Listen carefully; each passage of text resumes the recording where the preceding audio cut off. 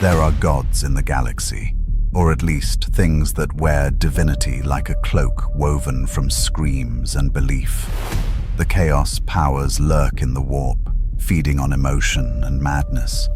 The Emperor sits golden and rotting on his throne, sustained by 1,000 daily sacrifices. The orcs birth their brutal deities through sheer collective conviction. But none of them remember the old gods, the first gods, the beings who ruled terror when humanity was young and the stars were just distant lights in a simpler sky. Today's story asks a question that should never have an answer. What if one of those ancient powers returned? What if Zeus, king of Olympus, Stormbringer and Skyfather, awakened in the 41st millennium? If you crave more tales from the dark millennium, hit that subscribe button and stand with us, because in a galaxy of endless war, even the Emperor needs loyal followers to spread his light. Now, let the storm begin. The phenomenon occurred without warning in the Garon sector, 300 light-years from the Segmentum Solar. At 0347 hours Imperial Standard, every Auspex array within a dozen systems screamed alerts as reality itself convulsed. Astropaths collapsed, bleeding from their eyes. Navigators witnessed something in the warp that their third eyes were never meant to perceive, a light that was not Astronomicon, burning with colors that predated human language. On the mining world of Kronos Tertius, 3 million Imperial citizens stopped their labors simultaneously. They looked up at the ash-gray sky as lightning without clouds split the heavens, not the green-tinged arcs of plasma weapons or the reality-breaking flashes of warp incursion. This was pure, clean electricity, the kind that Terra's ancient ancestors feared and worshipped before they understood it, before they tried to kill it. The bolt struck the planetary governor's palace with such force that the adamantium-reinforced structure simply ceased to exist. No explosion, no debris field. One moment it stood, a monument to Imperial authority. The next, there was only a crater half a mile wide, its edges fused to glass, and in its center, a figure. He stood naked and unconcerned, as if materializing in the heart of an imperial world was the most natural thing in the universe. His form was human, or at least what humanity remembered being before the dark age of technology twisted and changed them. Tall, perfectly proportioned, with a physique that made even gene-enhanced space marines look like crude approximations. His beard was dark and shot through with silver, his eyes the electric blue of ozone and storm clouds. When he breathed, the air itself seemed to bend around him, charged with potential energy that made nearby machinery spark and fail. Governor Militant Theseus arrived with a full company of planetary defense forces within 20 minutes. LAS rifles powered up, heavy weapons teams establishing firing positions, all directed at the stranger who stood in the ruins of their commander's seat of power. Theseus, a veteran of 40 years' service who'd faced orc wars and chaos cultist uprisings without flinching, found his hand trembling as he raised the Vox Hailer. By the authority of the God Emperor of mankind, identify yourself immediately or face summary execution. The stranger tilted his head, considering the weapons pointed at him with the same interest one might show an unfamiliar insect. When he spoke, his voice carried across the crater without amplification, resonating in the chest of every soldier present. I am Zeus, king of gods and men, lord of sky and storm, and I have been sleeping far too long. Then he smiled, and lightning danced between his fingers like trained serpents waiting for the command to strike. Theseus's fingers tightened on the trigger command. Around the crater's rim, 300 Imperial guardsmen prepared to open fire on something that their instincts, those ancient mammalian warnings that had kept humanity alive through the age of strife, screamed was far more dangerous than any enemy they'd ever faced. The being who called himself Zeus simply waited. electricity crackling across his skin, patient as the sky itself. After all, he had waited 10,000 years already. What were a few more seconds? The call reached Inquisitor Hadrian Voss approximately 14 hours after the incident, transmitted through emergency astropathic channels that burned out 3 choir members in the sending. The message was fragmentary, corrupted by the same psychic interference that had preceded the event itself, but certain words came through with crystalline clarity: divine manifestation, impossible power readings, request immediate Ordo Malleus intervention. Voss was not a man given to hurried decisions. In his 73 years of service to the Inquisition, he had investigated 17 suspected demon princes, 4 potential chaos cult uprisings that turned out to be administrative errors, and 1 actual keeper of secrets masquerading as a cardinal. He had learned that rushed judgments killed inquisitors far more efficiently than any Xenos blade.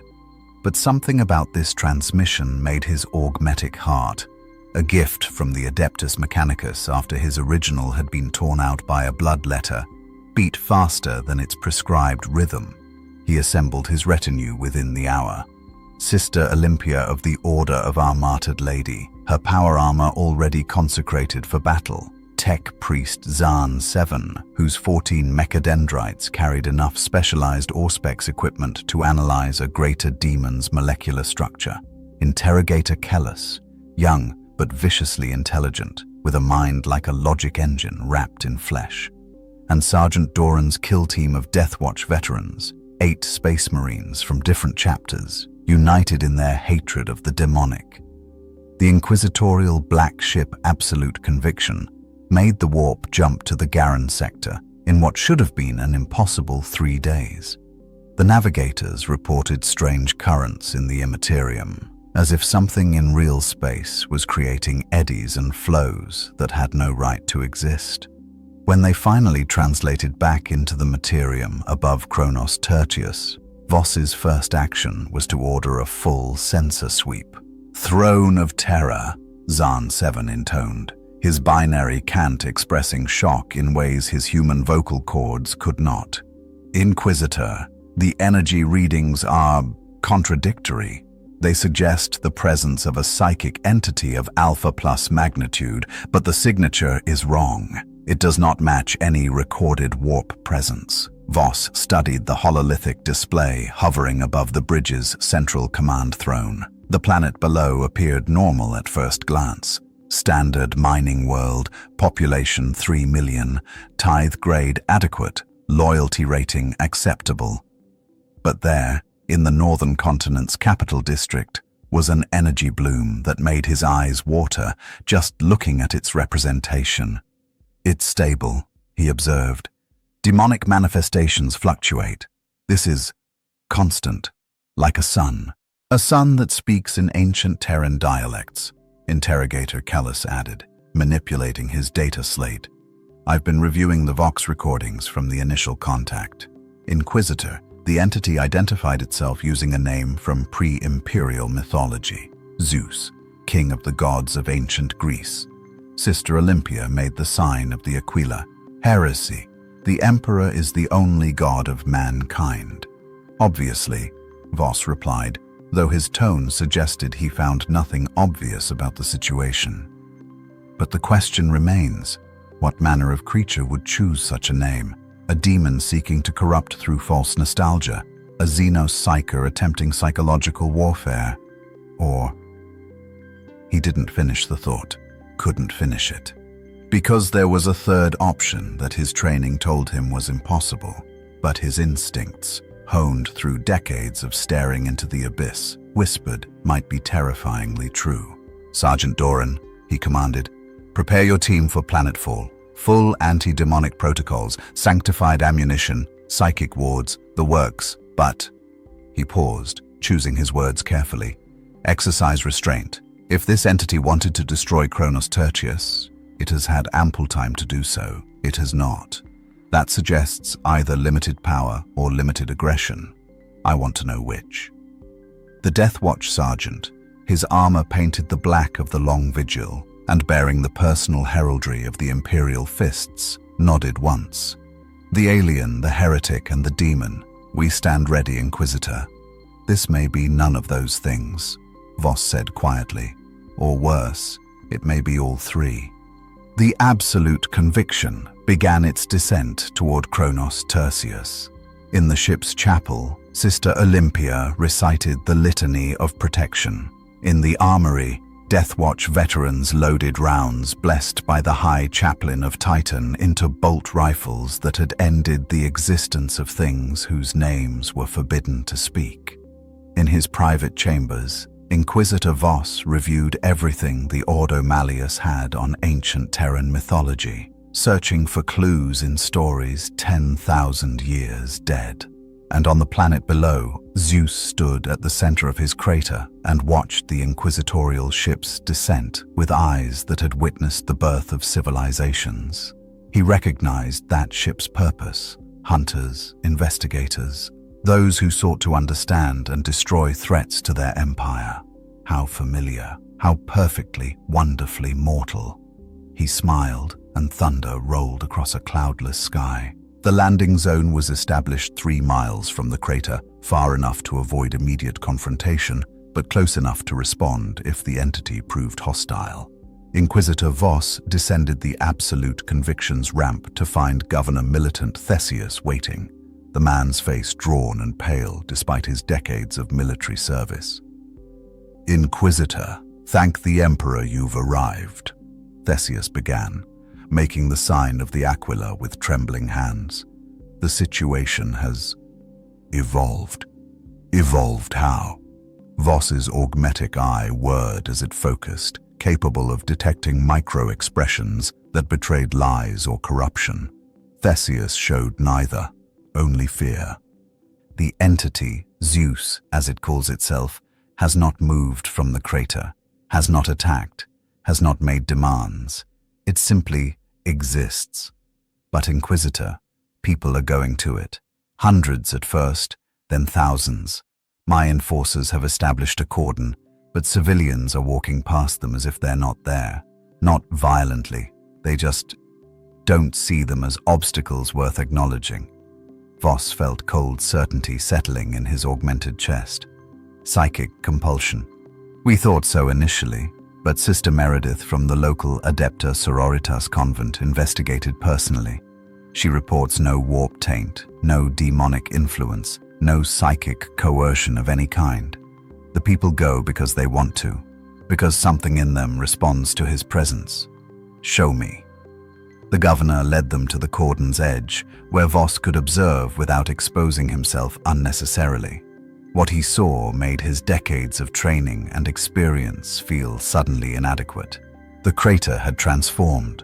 The fused glass at its edges had sprouted vegetation, impossible vegetation that shouldn't exist on a mining world's ash-choked soil. Olive trees and grapevines, their leaves impossibly green, their fruit heavy and ripe. At the crater's heart, the figure of Zeus held court like some ancient king from before the age of strife, and around him thousands of Imperial citizens sat in rapt attention. But they weren't cultists swaying in drug-induced ecstasy. They weren't possessed wretches speaking in demon tongue. They were simply listening. Workers in mining gear sat beside administratum clerks. Enforcers had removed their helmets and laid down their shock mauls. A tech priest had disconnected 3 of his mechadendrites and sat with organic hands folded, human face visible beneath his hood. "He speaks to them," Theseus whispered. "Not in high Gothic or low Gothic, in something older. And somehow, everyone understands." Voss activated his retinue's secure Vox channel. "Sister Olympia, psychic assessment." The battle sister closed her eyes, her training allowing her to sense the warp's movements even without true psychic ability. After a moment, she shook her head. "Nothing, Inquisitor. Or rather, it's as if the warp itself is clearer here. Calmer. That should be impossible." Zahn 7, technical analysis. The tech priest's mechadendrites deployed sensor arrays, sweeping the crater with equipment calibrated to detect everything from radiation to reality distortion. Blessed Omnisire, Inquisitor, the entity is generating a field that stabilizes local spacetime. Warp translation in this area would be approximately 47% more efficient. This technology predates any STC template in my databanks. It's not technology, Interrogator Keller said quietly, his data slate displaying scrolling text from the Ordo Malleus archives. According to pre-Imperial mythology, Zeus was a god of the natural world. Sky, storms, order imposed upon chaos. If, and I acknowledge this is theoretically impossible, if this being is what it claims to be, we're not witnessing technology or psychic manipulation. We're witnessing fundamental reality responding to a presence it recognizes. Heresy, Sister Olympia stated flatly. There is only one God of mankind. I agree, Voss said, which is why we need to confront this being directly. If it's a demon, we destroy it. If it's a Xenos, we destroy it. If it's something else. He paused, his mind working through possibilities that his training said were impossible. If it's something else, we need to understand what the Emperor would want us to do about a god from the age before he walked openly among men. Sergeant Doran stepped forward, his Death Watch kill team forming a protective semicircle. We stand ready, Inquisitor. Voss checked his plasma pistol, blessed by the cardinals of Ophelia VII and inscribed with litanies against the demonic. Then let us meet this Zeus, and let us see if gods bleed when you shoot them with faith and blessed ammunition. They began their descent into the crater. As they passed the cordon, Voss felt it, a presence that pressed against his consciousness without invading it. Not hostile, not benevolent, simply aware, vast and patient as the sky itself. Above them, clouds that had not existed moments before began to gather, dark and heavy with potential rain that this world had not seen in 300 years of industrial exploitation. At the crater's center, Zeus rose to his feet. He was not wearing the robes or armor one might expect of an entity claiming divinity. Instead, simple white cloth draped across his form in the ancient style, leaving one shoulder bare, revealing skin that seemed to contain lightning beneath its surface. Inquisitor, Zeus said, and somehow Voss knew the being was addressing him specifically. I have been waiting for you. It has been so very long since I spoke with those who remember their purpose. His smile was warm, but his eyes held the electric fury of a coming storm. Come, let us discuss what gods do in a galaxy that has forgotten how to properly fear them. In the warp, where physical laws were suggestions and reality bent to the whims of emotion and madness, four consciousnesses turned their attention toward the materium with sudden, focused interest. Khorne, the blood god, sat upon his throne of skulls and felt something that might have been curiosity if beings of pure concept could experience such mortal sensations. A new power had manifested in real space. Not born of the warp, not fed by the psychic screams of trillions, but existing nonetheless. It was clean power, untainted by corruption, and that offended the Lord of Murder on a fundamental level. Everything bled, everything broke, everything eventually fed the eternal war. A pretender, the blood god's voice shook the foundations of his brass citadel, causing bloodletters and bloodthirsters alike to howl in anticipation. A false king claiming dominion. Send my heralds. Let us test if this ancient fool remembers what it means to face true divine wrath. In the Garden of Nurgle, amidst the rot and rebirth that characterized the Plague Lord's domain, ancient trees began to wither. Not with the beautiful decay that Nurgle cherished, but with the rapid death of things caught in unnatural flame. The grandfather examined the phenomenon with something approaching concern. This new presence carried vitality, the kind of raw life force that predated even the eldest diseases. It was old power, primal power, and it stood in opposition to entropy itself. Curious, Nurgle's voice bubbled through pustulant lips. Life that refuses to decay. Order that resists beautiful chaos. We must introduce him to our blessings. All things rot eventually, even gods who have forgotten their mortality. Tzientch, the architect of fate, witnessed every possible future simultaneously and found himself confronted with something his impossible mind had not predicted. This entity's arrival had created a branching point in destiny itself, 10,000 new timelines spawning from a single moment. Some showed the Imperium strengthened, others showed it torn apart. Still others showed possibilities that even the Master of Change found intriguing. A variable unaccounted for, Tzientch's constantly shifting form pulsed with colors that had no names. A power from before the great game began, how delightfully unexpected. The threads of fate must be rewoven around this anomaly. Let us see how he responds to knowledge he cannot possess. Deep in the Palace of Pleasure, Slaanesh stirred from diversions that would shatter mortal minds. The Dark Prince sensed something achingly familiar about this new presence. The echo of ancient worship, the residue of prayers offered when humanity was young and their gods walked among them in physical form. It was intoxicating, this nostalgia for an age when excess meant festivals and wine rather than souls consumed in psychic agony. How utterly delicious! Slaanesh's voice was a whisper that could seduce planets. A god who knew pleasure before it became pain, who understood desire before it became damnation. I must meet this Zeus. I must show him what his pantheon could have become if they had only embraced true sensation. The four powers did not agree on much. They were antithetical forces locked in eternal conflict, their great game played across the souls of every living thing. But in this moment, they shared a singular purpose. This interloper, this remnant of dead mythologies, had to be tested, had to be understood, had to be broken, corrupted, destroyed, or claimed. The warp began to churn. On Kronos Tertius, the tech priests monitoring the planetary Geller field arrays noted disturbing readings. Warp turbulence was increasing exponentially, far beyond normal background fluctuation. Something was coming, multiple somethings, drawn by the psychic beacon of Zeus's presence like sharks to blood in dark water.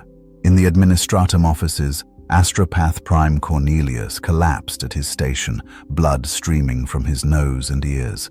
His mind had brushed against something vast and hateful moving through the sea of souls. 8 massive presences, each radiating such fury that the mere proximity to their thoughts had nearly burned out his psychic abilities. "Demons," he gasped to the medici rushing to his aid. "Greater demons. 8 of them, bloodthirsters of Khorne. They're coming here. They're coming for him."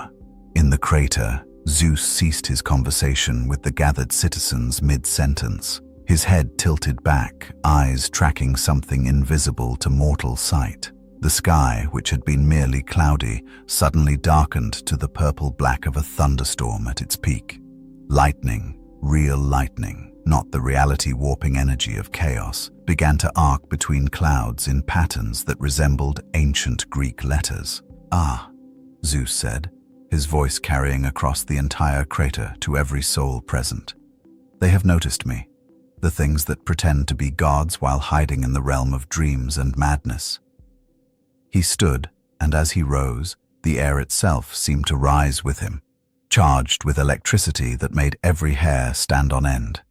"I had hoped for more time, to understand this strange future my children have built, to see what became of humanity in the ages since I slept." His eyes, previously warm despite their electric intensity, now hardened to something colder and infinitely more dangerous. But it seems the lesson must be taught immediately. He raised one hand toward the sky, fingers spread wide. "Let them come. Let these warp spawn face the king of Olympus and remember why ancient humanity feared the storm." Thunder answered him. not the crack of normal lightning, but a sustained roar that shook the planet's crust and caused seismic monitors to scream warnings across 3 continents. Above the crater, reality began to tear. 8 rifts opened in the sky, bleeding the crimson madness of the warp into the materium, and through those rifts came beings that had ended entire worlds.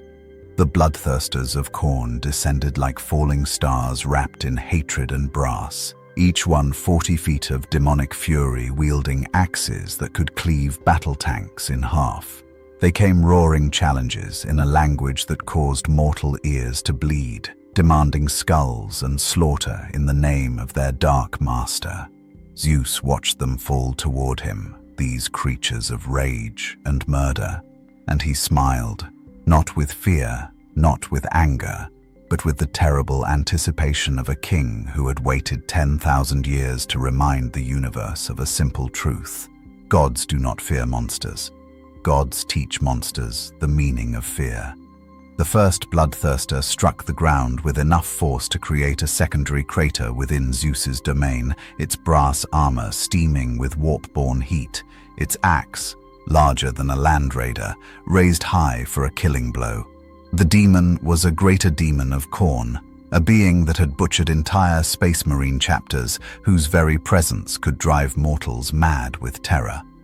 Zeus caught the descending axe with his bare hand. The sound of metal meeting flesh rang out like a bell across the crater. Sparks showered from the point of contact, not from friction but from raw power, meeting raw power. The bloodthirster's red eyes, blazing with eternal rage, widened in something that might have been surprise if demons could feel such mundane emotions. "You are loud," Zeus observed, his voice conversational, despite holding back a weapon that weighed several tons. "And crude, and you stink of the warp like infected meat left in the sun. Are you what passes for divine in this unfortunate age?" The bloodthirster roared, a sound that made reality itself flinch.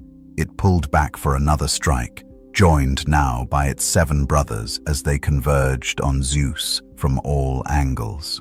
8 axes descended, 8 paths of destruction meant to reduce the Storm-Father to scattered atoms. Zeus released the power he'd been holding since his awakening. The lightning came not from the sky, but from Zeus himself, erupting from his body in a spherical wave that turned night into day. It was not the green-tinged lightning of warp energy or the blue-white arcs of plasma weapons.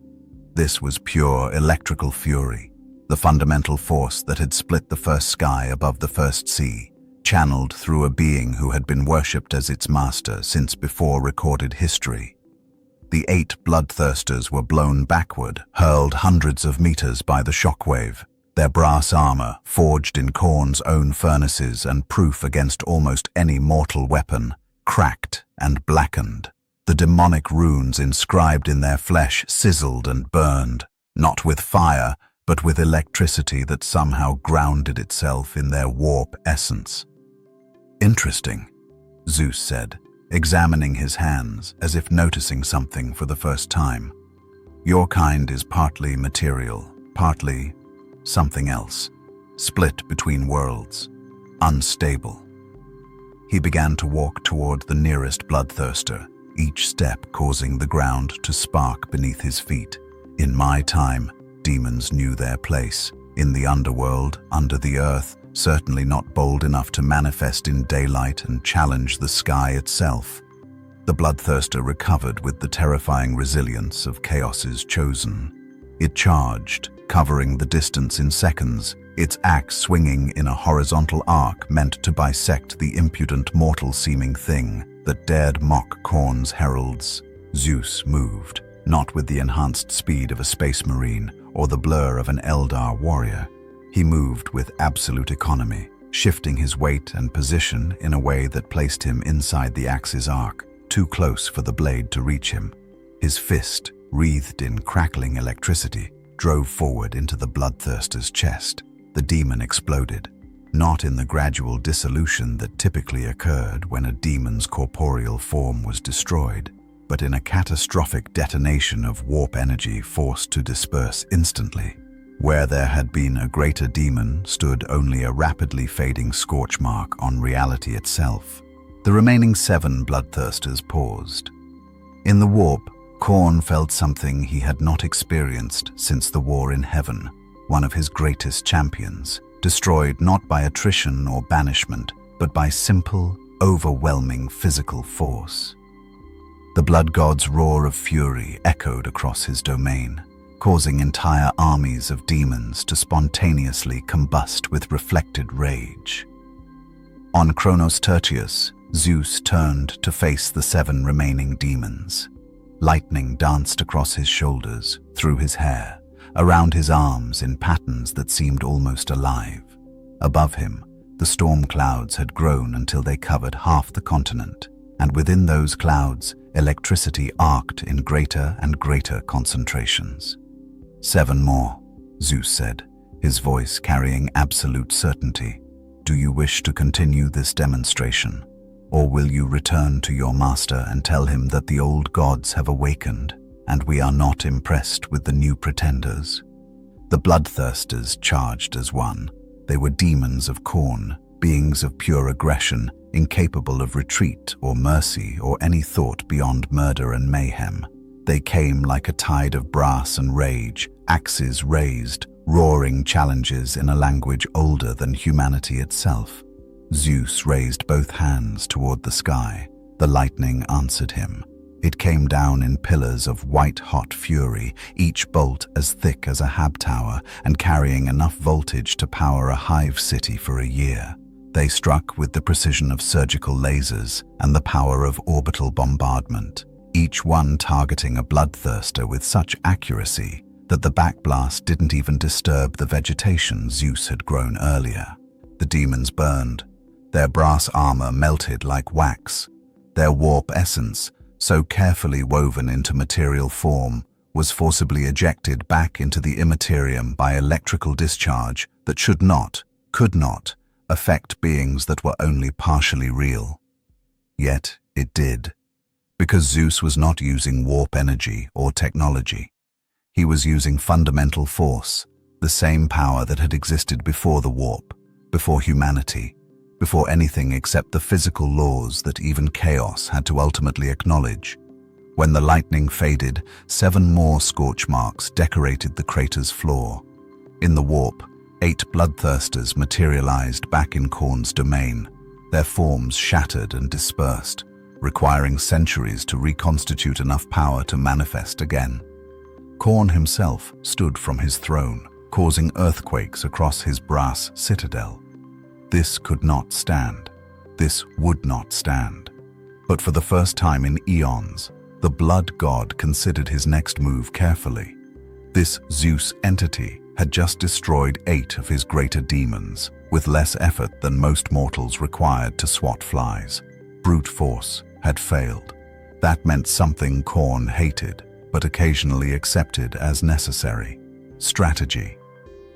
On Kronos Tertius, Zeus lowered his hands.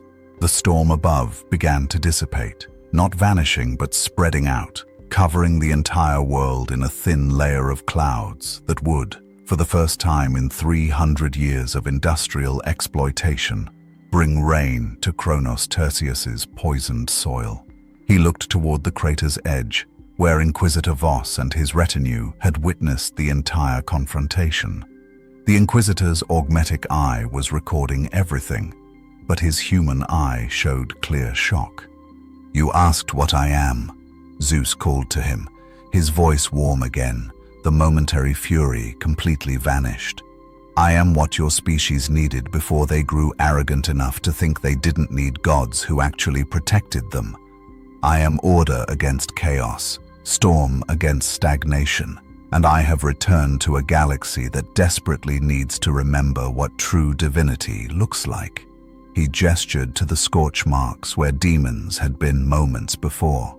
These things, these warp parasites, they are not gods, they are infections, tumors growing in the realm of souls, and I have just demonstrated that they can be removed.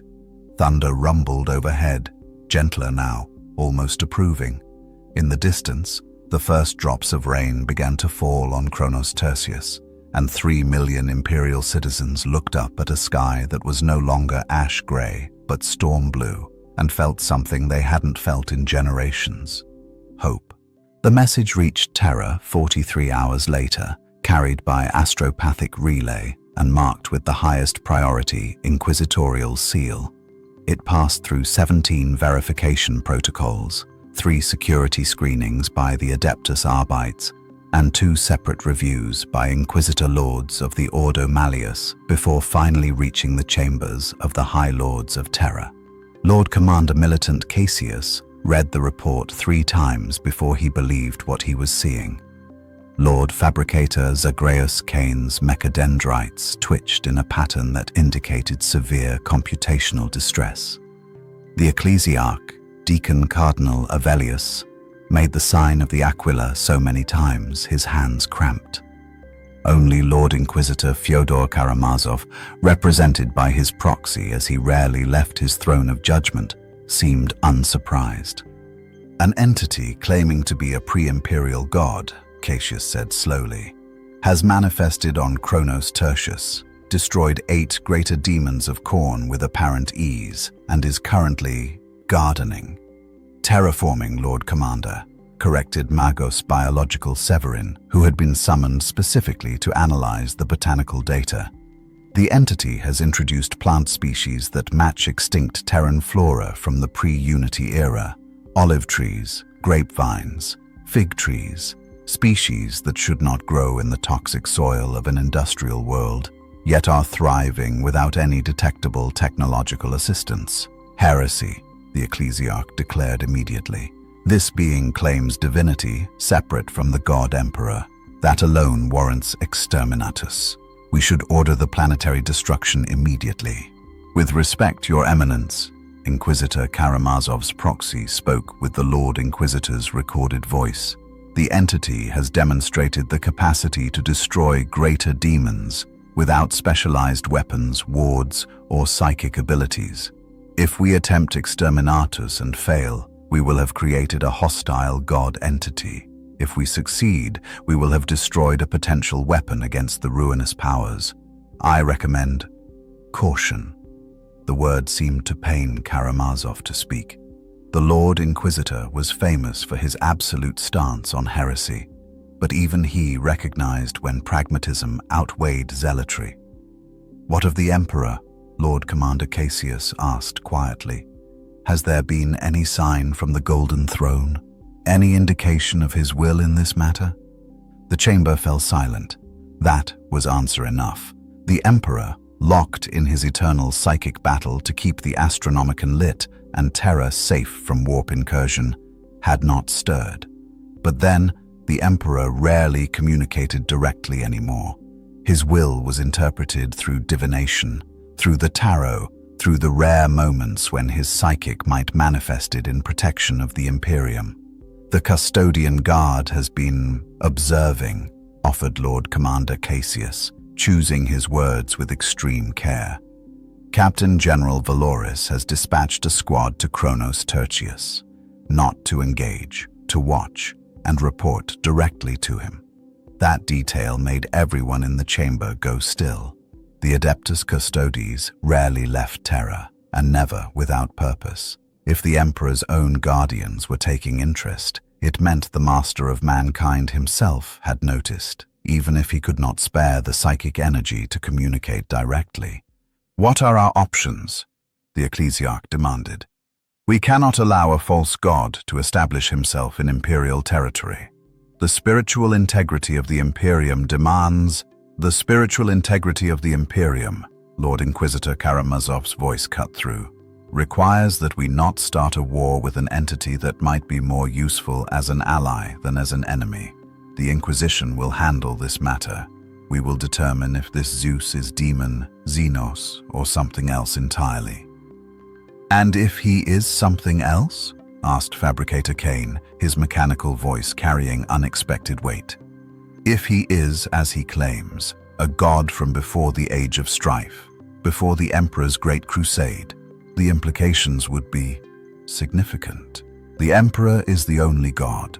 the ecclesiarch insisted, but his voice carried less certainty now.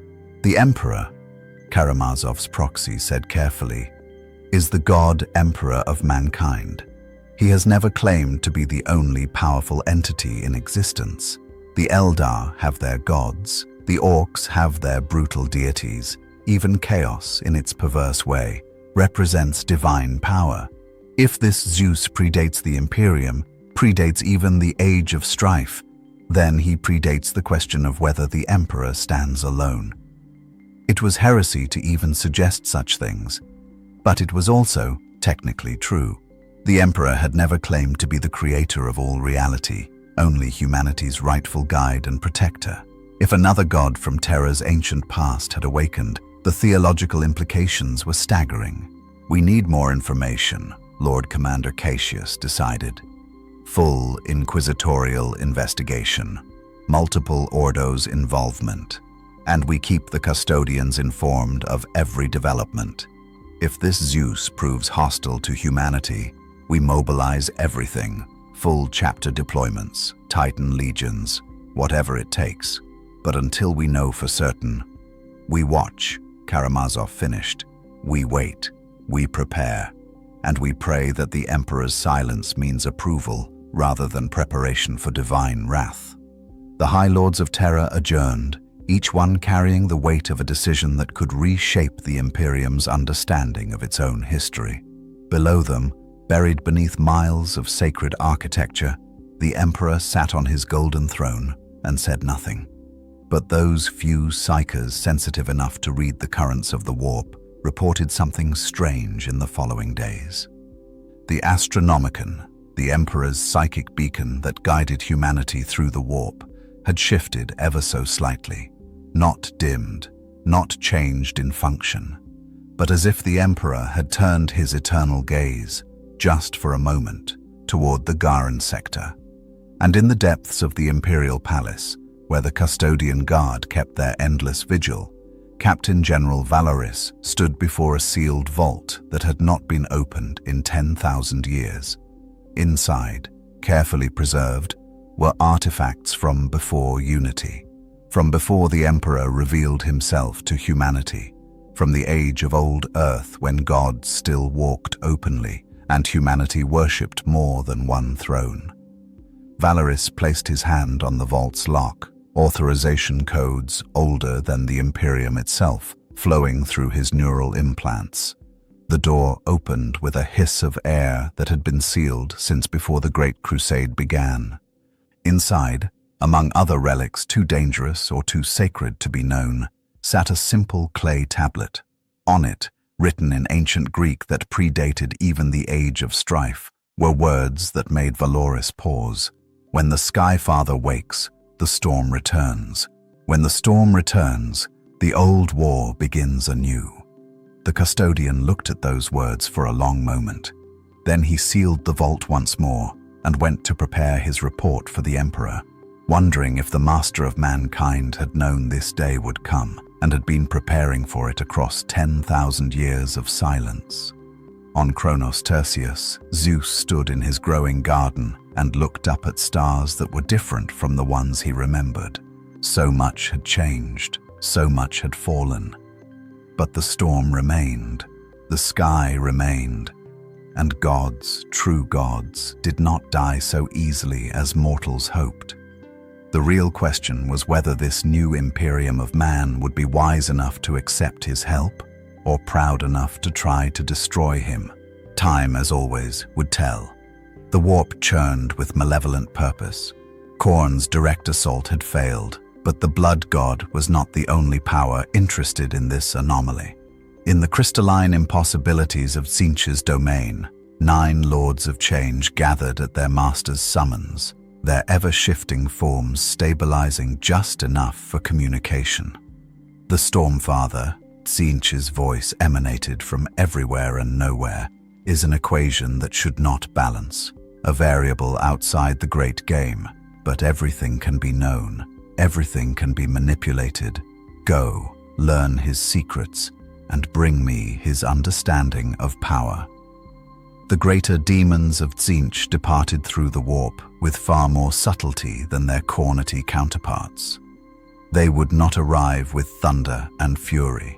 They would seep into reality like poison into water, testing this Zeus with knowledge and temptation rather than simple violence.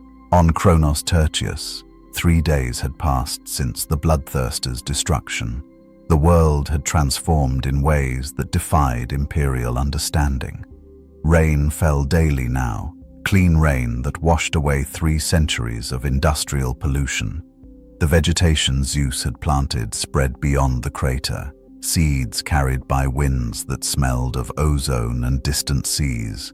Miners who had spent their entire lives breathing recycled air through masks now walked outside without respirators for the first time. The Inquisition had established a forward base at what they were calling Ground Zero, though Inquisitor Voss privately hated the term.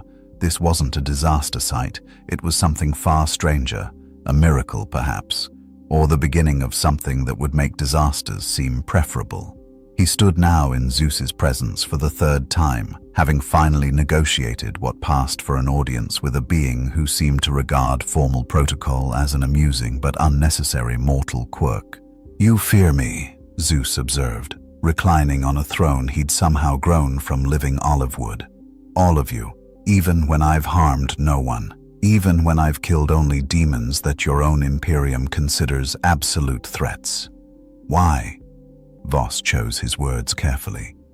"Because, Lord Zeus, the Imperium has learned through 10,000 years of bitter experience that beings who claim divinity are usually either deceiving us or are threats that must be destroyed before they destroy us." "The Chaos Gods," Zeus said, nodding. "Yes, I've had time to learn about them. Your people are remarkably forthcoming when they believe they're teaching an ignorant stranger about dangers he needs to understand." His expression darkened. Emotions given form, concepts made manifest through the psychic suffering of trillions. They are not gods, they are consequences. Consequences that have destroyed countless worlds. "Which is why they fear me," Zeus replied, and there was no arrogance in his voice, only statement of fact. "I predate them. I existed when humanity was young and the warp was nothing more than a distant shadow. I am not born of emotion or worship or psychic resonance. I simply am. That makes me dangerous to them because I represent a power they cannot corrupt at its source."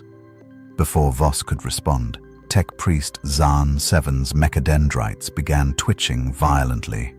"Inquisitor, warp anomaly detected. Multiple vectors. Not the crude rifts from before, something more subtle, something." The air itself seemed to thicken, taking on the consistency of oil mixed with light. 9 figures materialized, not with the violent tearing of reality, but with the slow dissolution of boundaries between real and unreal. The Lords of Change had arrived, and they brought with them the unsettling sensation that the universe was watching and taking notes. They were beautiful in a way that hurt to perceive, constantly shifting forms that seemed to contain all possibilities simultaneously: bird and beast, man and monster, scholar and sorcerer. Their staff-bearing hands gestured in patterns that rewrote probability around them.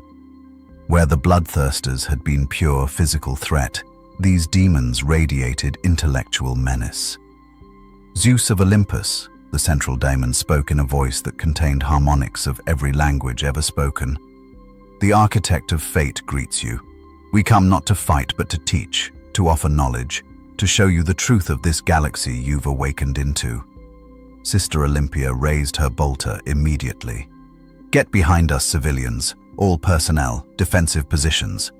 But Zeus raised a hand, stopping the inquisitorial forces from engaging. He studied the greater demons with the same calm interest he'd shown everything else in this strange new age. Knowledge, from creatures made of lies and stolen insight, that's bold or foolish. I haven't decided which. "We are born of knowing," another Lord of Change replied, its form briefly stabilizing into something almost resembling a scholarly robed figure. if scholars had wings of crackling energy and eyes that saw through time. We understand the warp. We understand power. We understand that you are alone, separated from your pantheon by 10,000 years. Poseidon is gone. Hades is gone. Athena, Ares, Apollo, all vanished into history's dust. You are the last. Zeus's expression didn't change, but the sky above darkened perceptibly. Continue. This should be entertaining. You were strong once, a third demon whispered, its voice carrying the weight of melancholy truth. Worshipped by millions, sustained by their belief and sacrifice. But that belief is dead. The people of this age worship only their emperor. Without worship, without sacrifice, without the faith that made you what you were, you are diminished, fading, an echo of former glory. We offer restoration, the first demon continued, spreading its arms wide. Join with us, accept Tzeentch's blessing. We will show you how to manipulate the warp itself, how to feed on this new humanity's fears and hopes. You could be greater than you ever were, a god not of one small planet, but of an entire galaxy. All you must do is embrace change, accept evolution, acknowledge that the old ways are dead. The offer hung in the air like poison vapor. Voss realized he was holding his breath. This was how Tzeentch worked, not through violence but through temptation disguised as reason, offering power through corruption, making damnation sound like enlightenment. Zeus stood slowly from his throne. Lightning played across his shoulders, but it was different from before, colder, more focused, like the electricity in a storm's heart right before it unleashes devastation. You're right about one thing, Zeus said quietly. The old ways are dead. My pantheon is gone. The worship that sustained us has vanished into history. By all logic, I should be nothing more than a story told to children, a myth barely remembered. The Lords of Change leaned forward eagerly, sensing victory. But you've made a critical error in your calculation, Zeus continued, and now his voice carried thunder. You assume that gods need worship to exist, that we are parasites feeding on belief. That assumption reveals everything about what you are and nothing about what I am. He raised one hand, and lightning coalesced in his palm. Not wild and explosive, but contained, controlled, shaped like a spear that blazed with such intensity it left afterimages in mortal vision. I am not a warp entity given form by emotion. I am fundamental force made conscious. I am the storm itself, given will and purpose in an age when the universe needed order imposed upon chaos. Humanity worshipped me not because their belief created me, but because they recognized what I already was. And I do not need their worship to exist any more than gravity needs acknowledgement to function. He threw the lightning spear. The lightning spear struck the central Lord of Change before the demon could react. The greater demon of Tzeentch shrieked, not in pain, which was a sensation they barely understood, but in fundamental confusion. The electrical discharge didn't simply destroy the demon's material form. It disrupted its very essence, forcing its warp substance to scatter in patterns that defied the demon's ability to control or predict. For a creature whose entire existence revolved around knowing, understanding, and manipulating possibility, the experience was worse than mere destruction. It was ignorance, forced upon a being that had never known the state of not knowing. The remaining 8 Lords of Change scattered, their forms becoming less stable as panic, a mortal emotion they thought themselves above, infected their consciousness. They launched attacks immediately, hurling bolts of warp fire that could rewrite matter at the molecular level, casting curses that could age targets to dust in seconds, speaking words of power that could unmake reality itself. Zeus walked through it all like a man walking through rain. The warp fire splashed against an invisible barrier around him, sizzling and evaporating as if encountering something fundamentally antithetical to its nature. The aging curses slid off him without purchase, Time itself seemed confused about whether it had authority over something that had existed since before humanity measured it in linear terms. The words of unmaking simply failed to work, like trying to delete a file that predated the operating system. "You think in terms of the warp," Zeus said, electricity now arcing between his fingers in patterns that seemed almost playful. "You believe everything is malleable, everything can be changed, everything can be corrupted or destroyed through manipulation of that realm. But you forget, I come from an age before the warp poisoned everything, when the materium was more real than your realm of nightmares." He gestured, and the sky responded. Lightning came down in a coordinated network, each bolt targeting a different Lord of Change with perfect precision. But this wasn't simple electrical discharge. Zeus had learned in the 3 days since his awakening. He'd observed how demons were partly material, partly warp stuff, existing in a twilight state between realities. So he attacked both simultaneously. The lightning grounded itself in the demons' physical forms, while also creating electromagnetic fields that disrupted their warp essence. It was like attacking a virus with both antibiotics and antivirals at once. Addressing the threat on every level it existed, the Lords of Change shrieked in their multitonal voices as their carefully maintained forms began to collapse, unable to maintain coherence under such a dual-layered assault. One demon, more clever or more desperate than its fellows, attempted a different strategy. It stopped trying to attack Zeus directly and instead reached out toward the watching Imperial forces with tendrils of psychic influence. If it couldn't defeat this ancient entity directly, perhaps it could corrupt his potential allies, turn them against him, create the chaos and confusion that Zeus so loved. Zeus noticed immediately. His eyes, which had been focused on the demons, flicked toward the Imperial guardsmen, whose expressions were beginning to go slack as psychic manipulation took hold. His expression hardened. No. The word carried absolute authority, the kind of command that reality itself felt compelled to obey. Zeus raised both hands and brought them together in a thunderous clap that created a shockwave of pure electrical force. It radiated outward in a perfect sphere, passing through every Imperial soldier and citizen present. The effect was instantaneous. The psychic influence shattered like glass struck by a hammer. The affected guardsmen gasped and stumbled, suddenly free, their minds clearer than they'd been in days. Tech priest Zan Seven's instruments showed impossible readings. The background psychic noise that existed on every Imperial world had dropped to nearly zero within the crater's bounds. Zeus had somehow created a zone of warp calm simply by willing it into existence. The Lord of Change that had attempted the manipulation realized its error too late. Zeus was no longer playing with it.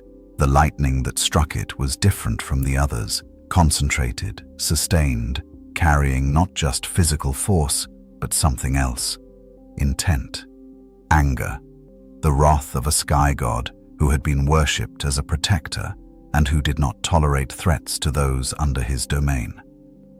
The demon didn't just dissolve, it was obliterated, its essence scattered so thoroughly that even Zeus would need centuries to gather enough fragments to reconstitute it. The remaining demons felt it, felt one of their number not just banished but effectively killed in a way that shouldn't be possible.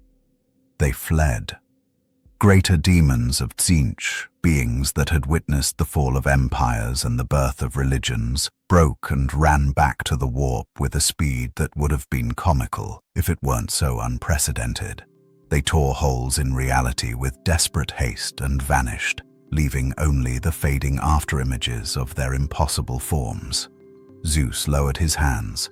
The storm above began to calm, the lightning ceasing its constant activity. He looked toward Inquisitor Voss, and his expression was weary in a way that transcended mere physical exhaustion. "Your galaxy," Zeus said quietly, "is sick, infected by these warp parasites. They have grown powerful, feeding on humanity's suffering, and in turn, they create more suffering to feed upon. a perfect cycle of damnation. He gestured at the space where the demons had been. This is the third group to test me. First, Khorne's butchers. Now, Tzeentch's manipulators. The other two will come soon, I suspect. Nurgle with his rot. Slaanesh with temptations I haven't seen in 10,000 years. You speak as if you expect them to fail, Voss said, his augmetic eyes still recording everything but his human brain struggling to process what he'd witnessed. You've destroyed nearly 20 greater demons in 3 days. That's unprecedented. Even entire Space Marine chapters struggle against such numbers. I am not a Space Marine, Zeus replied, with something approaching a smile. I am what your species needed before they forgot how to properly defend themselves. But destroying demons is not victory, Inquisitor. It's symptom management. The true disease is the warp itself, or rather, what it has become. He turned his gaze skyward, as if seeing through the atmosphere to the stars beyond. Tell me about your Emperor, the being you worship as a god, the one who sits on Terra's golden throne and guides your ships through the nightmare realm. Tell me why he allows this infection to continue. Voss felt every instinct scream at him to defend the Emperor's honor, to strike down this being for questioning the master of mankind. But his training as an Inquisitor demanded he consider the question objectively. Why did the Emperor allow chaos to exist? Why fight a 10,000-year holding action instead of finding a cure? The Emperor protects, Voss said, the catechism automatic. He holds back the darkness with his eternal sacrifice. Yes, Zeus agreed. But protection and cure are different things. You can shield a patient from infection, or you can eliminate the source of the infection entirely. Your Emperor chose the former. I wonder. His eyes focused back on Voss with an intensity that made the Inquisitor's augmetic eye spark and reboot. I wonder if he chose it because it's the only option, or because eliminating chaos would require methods your Imperium finds unacceptable. Before Voss could respond, Sister Olympia stepped forward, her power armor scorched from proximity to the demonic encounter. You speak heresy, Zeus of Olympus. The Emperor's wisdom is beyond questioning. Everything is subject to questioning, Zeus replied, not unkindly. That's how wisdom grows. But very well, I will not press the point. You worship your Emperor, and I do not begrudge you that faith. He has clearly kept humanity alive in an age that seems designed to destroy you. That deserves respect, even if I question his methods. He returned to his olive-wood throne and sat heavily, looking suddenly more human than divine. More will come. The Chaos Gods will send their champions, their greater demons, perhaps even manifest directly if I prove troublesome enough. Your Imperium will continue to debate whether I'm salvation or threat. And somewhere, I suspect, your Emperor watches and makes calculations of his own. Zeus looked at the growing garden around him, the olive trees and grapevines that had transformed a poisoned mining world into something resembling ancient Greece. I did not ask to wake into this nightmare galaxy, but I am here now, and I will do what I have always done. Bring order to chaos, impose will upon the wild storm, and teach those who have forgotten what it means to have gods who actually care about their survival. Thunder rumbled overhead, gentler now, almost contemplative. In the warp, Tzeentch absorbed the reports from his defeated Lords of Change and began to recalculate. Khorne seethed on his throne of skulls, and in a garden of rot and renewal, Nurgle smiled and prepared his own greeting for the Storm-Father. The great game had a new player, and this one played by rules that predated the game itself. The message arrived at the Imperial Palace, encrypted with codes that only 5 individuals in the entire Imperium possessed the authority to access. Captain General Trajan Valoris of the Adeptus Custodes received it in his private sanctum, a chamber where he had stood vigil for over 3 centuries without leaving. The message was simple: transmitted through methods that bypassed astropaths entirely, a direct psychic whisper that could only come from one source. 3 words, burning in Valoris's consciousness with the weight of absolute divine will. Observe. Do not interfere.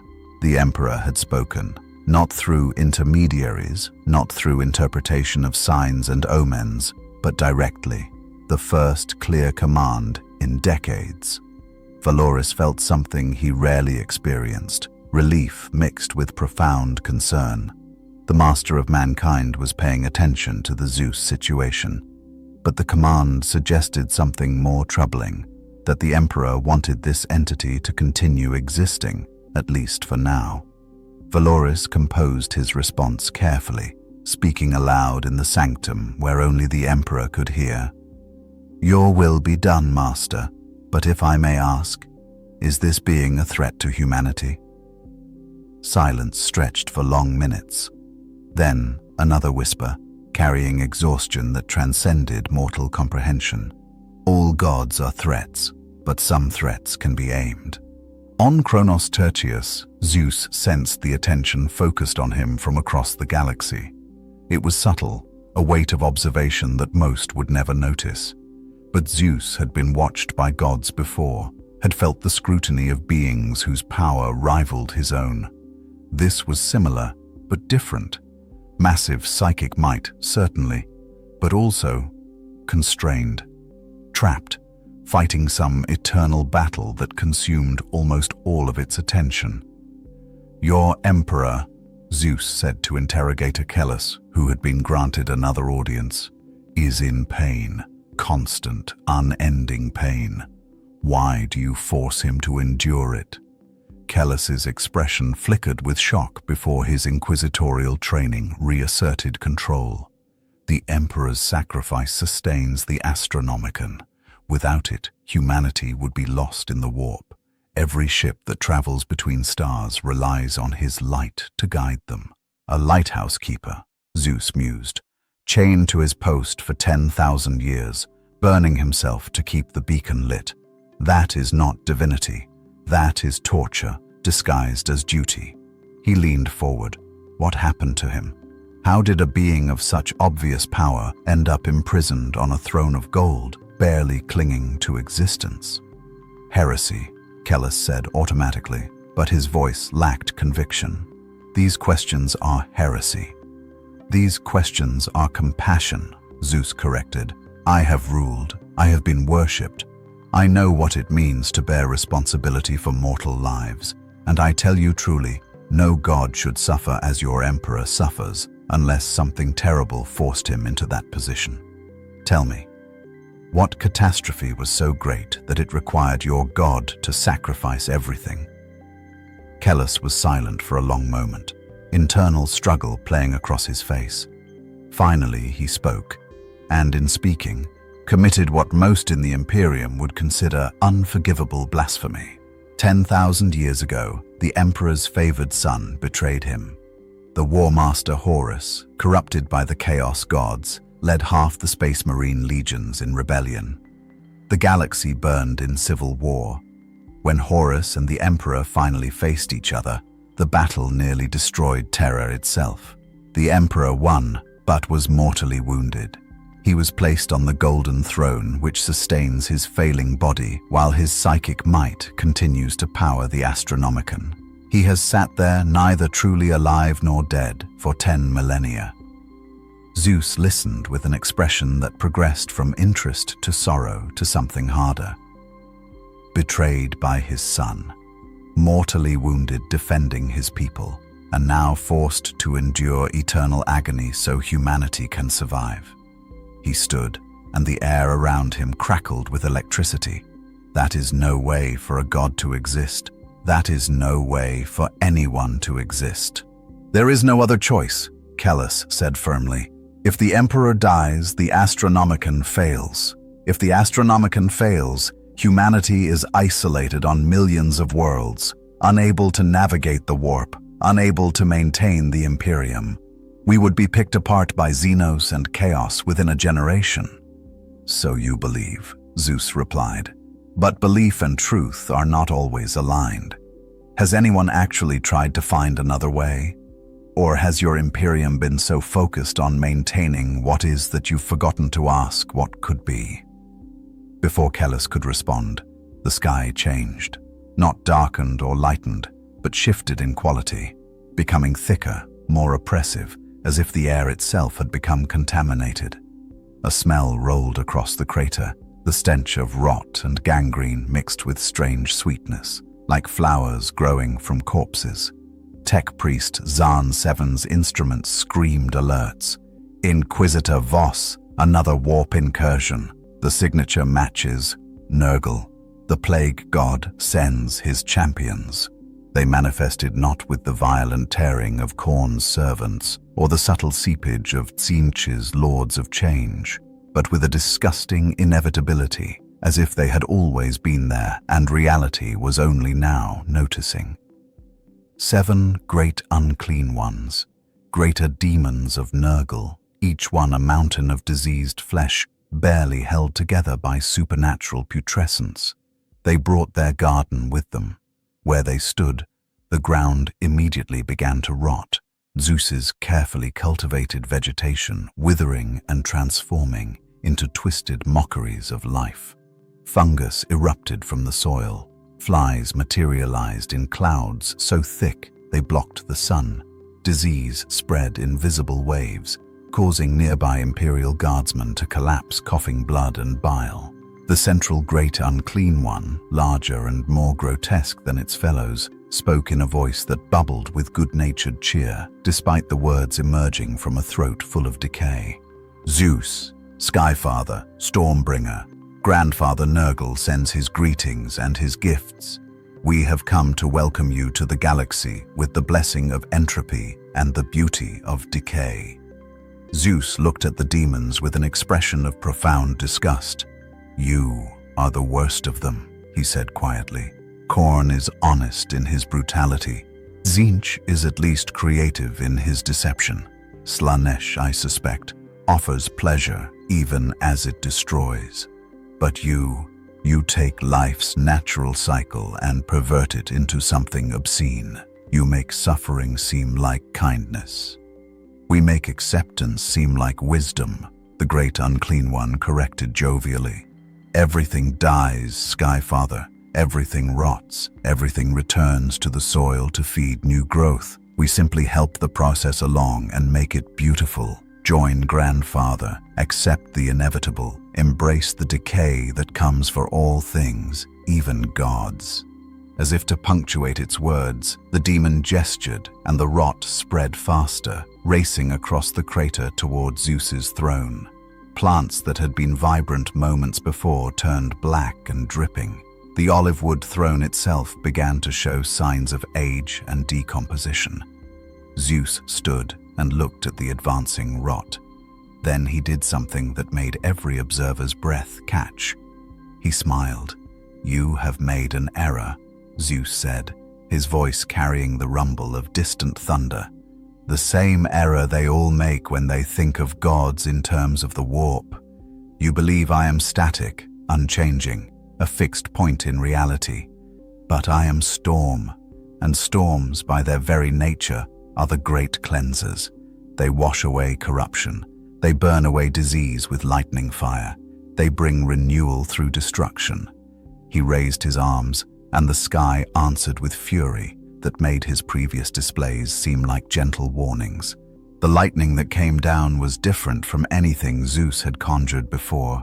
It was white-hot and pure, carrying not just electrical force but something else, ozone and clean rain, and the smell of air after a storm has passed. Where it struck the ground, the rot didn't just stop spreading. It reversed, burned away, purified at a molecular level. The great unclean ones recoiled, their jovial expressions faltering. Nurgle's gifts thrived in stagnation, in still water and closed spaces where disease could fester and grow. But Zeus was calling down the storm itself, and storms were the antithesis of stagnation, movement and energy and constant, violent renewal. You want to show me decay? Zeus's voice rose above the thunder. "Let me show you what comes after decay. Not your endless rot, but true rebirth. The clean slate that only total purification can bring." He brought both hands down in a gesture that looked almost like he was conducting an orchestra. The lightning responded, not falling in individual bolts, but in sheets, curtains of electrical fire that swept across the crater in waves. Where they passed, the corruption burned. Fungi exploded into ash. Diseased plants were reduced to carbon and clean soil. The clouds of flies simply ceased to exist, their bodies unable to maintain coherence in the face of such concentrated purifying energy. The great unclean ones tried to advance, wading through the lightning with the inevitability that characterized all of Nurgle's children. They were beings of endurance, designed to outlast any attack, to simply absorb damage until their enemies exhausted themselves. A few burns, a little purification, these were nothing compared to the eternal resilience of decay. But Zeus wasn't trying to outlast them. He was changing the fundamental nature of the environment they existed in. With each wave of lightning, the air became cleaner, sharper, more charged with electricity. The humidity that Nurgle's demons brought with them, essential for the spread of disease, was evaporating, replaced by the dry, crackling energy of an electrical storm.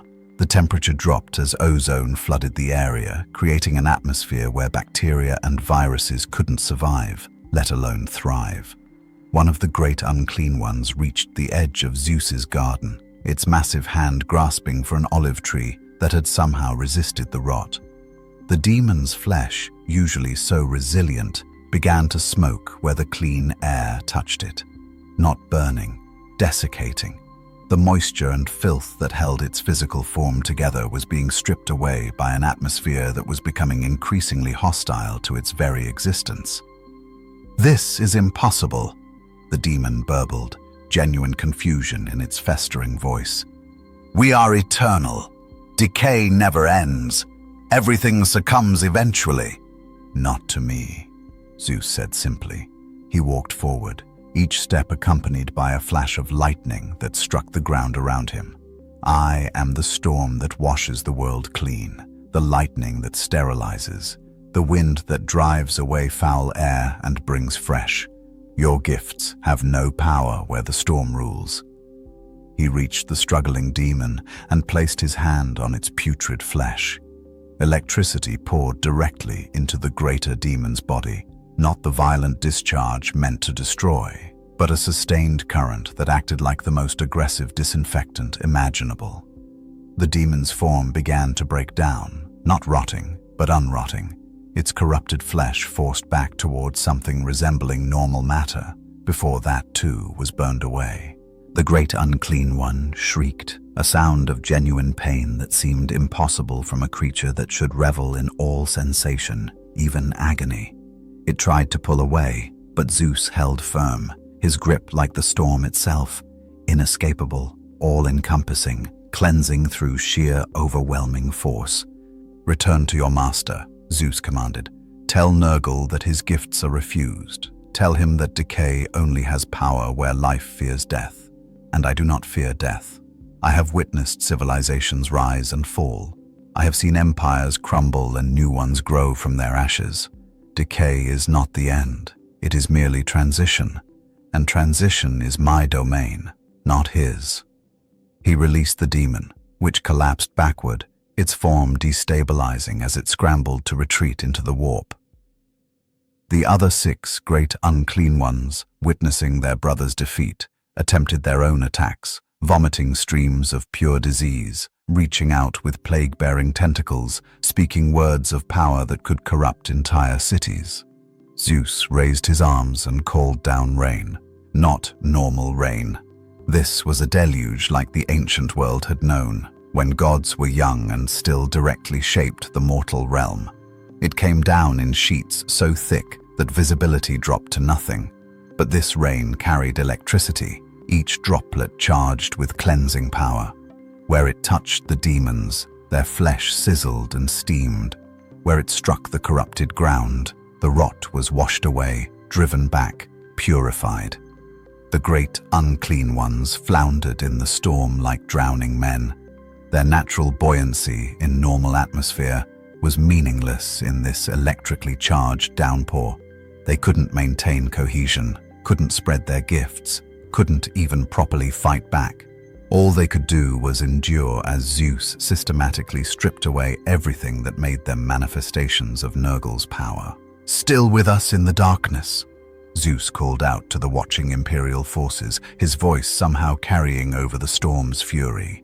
"Watch closely and witness what happens when the old gods decide your new monsters have gone too far." It was over in minutes. The 7 great unclean ones, reduced to barely coherent masses of diseased matter, fled back into the warp with none of Nurgle's usual good humor. In the garden of Nurgle, deep in the warp where disease was beauty and rot was art, the plague god felt his children's defeat and actually paused in his eternal work. "Curious," Nurgle rumbled, his voice like mucus sliding down cosmic throats. "The Storm-Father is stronger than anticipated, or perhaps Grandfather has been too gentle. Perhaps a more personal touch is required." On Kronos Tertius, the rain stopped as suddenly as it had begun. The crater was transformed, not just clean, but cleaner than it had been in 3 centuries. The soil was fresh and rich. The air smelled of ozone and possibility. Zeus's garden had not just survived, but thrived. The plants looking healthier than before, as if they'd been drinking the electrically charged rain like the finest wine. Zeus lowered his arms and turned to face Inquisitor Voss and his retinue. 3 chaos gods have tested me now. 3 have failed. Slaanesh remains, but I suspect the Dark Prince will be more subtle than its siblings. Still, he looked toward the sky, toward distant Terra. "I wonder how long before your Imperium decides that I am more threat than ally. How long before you try to destroy what you don't understand." Voss found his voice, though it took effort. "The High Lords of Terra are debating. But Lord Zeus, you must understand, every powerful being we've encountered in 10,000 years has either tried to enslave humanity or destroy it. Trust is not something we can afford." "I understand," Zeus replied, and there was genuine sadness in his voice. "You have been betrayed so many times that loyalty seems like a trap. You have been lied to by so many false gods that truth sounds like heresy. But I am neither your enemy nor your servant. I am simply what I have always been, a force of nature given will and purpose. And right now, that purpose is teaching these warp parasites that the old powers still know how to fight." Thunder rumbled overhead, gentler now, almost approving. In the distance, the people of Kronos Tertius emerged from their shelters to find their world transformed. Cleaner air, fresh rain, soil that might actually grow food instead of just supporting industrial equipment. They looked at the crater where Zeus stood, this being who claimed to be a god from ancient Terra, and they wondered if maybe, just maybe, the age of miracles hadn't ended 10,000 years ago. It had simply been sleeping, waiting for the right moment to wake. In the palace of pleasure, where sensation was currency and excess was gospel, Slaanesh stirred with interest that transcended mere curiosity.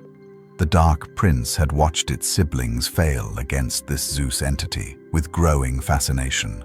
Khorne's brute force, ineffective. Tzeentch's manipulation, dismissed. Nurgle's inevitability, cleansed away. Each approach had been too crude, too obvious, too much what the Storm-Father expected. Slaanesh understood something its siblings did not. The oldest temptations were not power or knowledge or acceptance of decay. The oldest temptations were simpler, more fundamental. Connection, beauty, the ache of loneliness after too long in isolation. Poor Zeus. Slaanesh's voice was silk and honey, and promises whispered in darkness. 10,000 years asleep, and he awakens to find his family gone, his worshippers transformed beyond recognition. and a galaxy that fears him.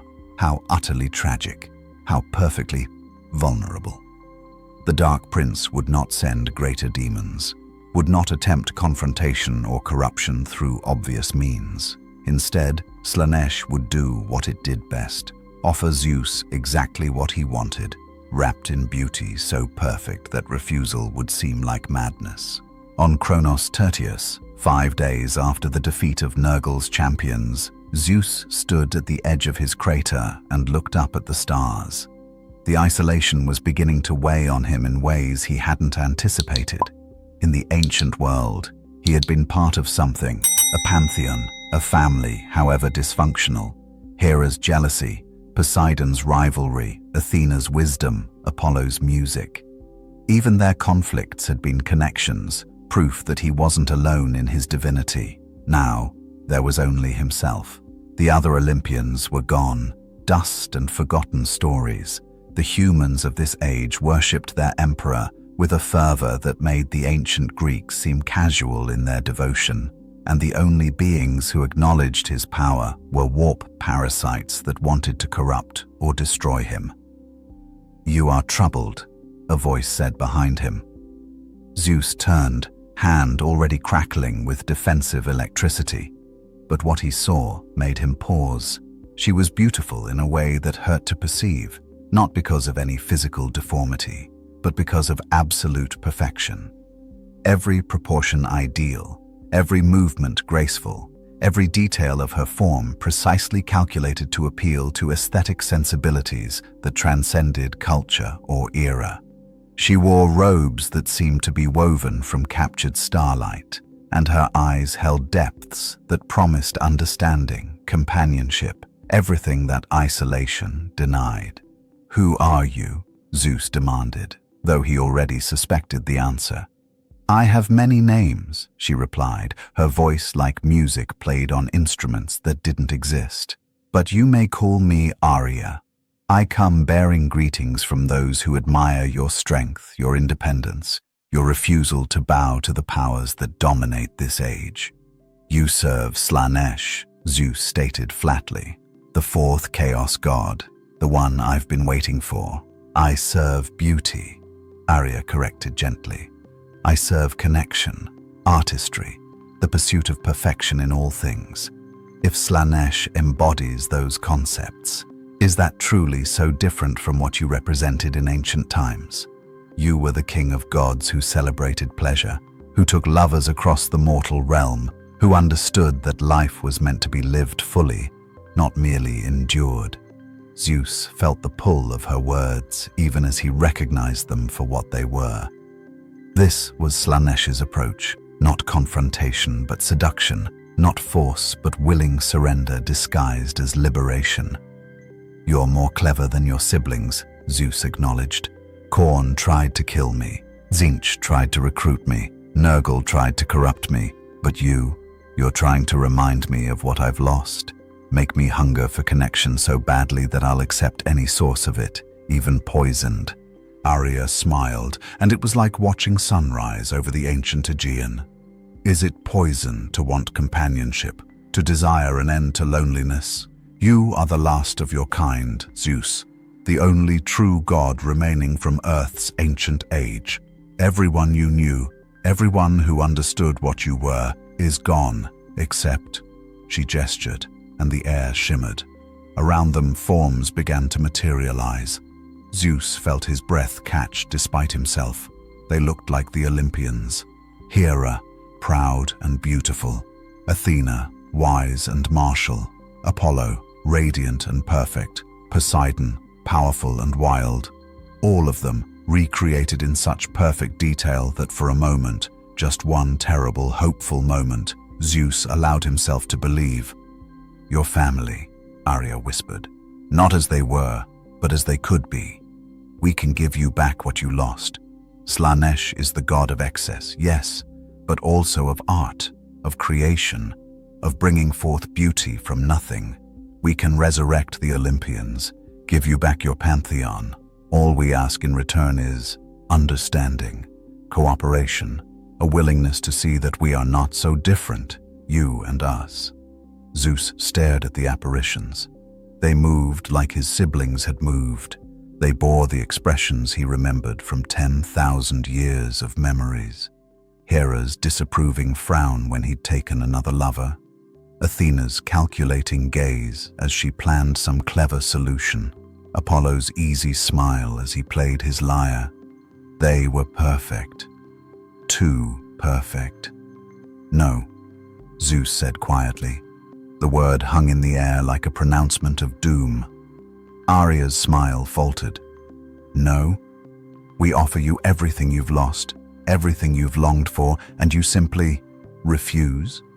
I refuse, Zeus confirmed, and electricity began to build around him, because those are not my siblings. They are puppets wearing familiar faces, masks designed to exploit my loneliness. And I will not dishonor the memory of the real Olympians by accepting these warp-born mockeries as replacements.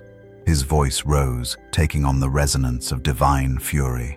Hera was jealous, possessive, and vindictive. Athena was cold, calculating, and cared more for strategy than sentiment.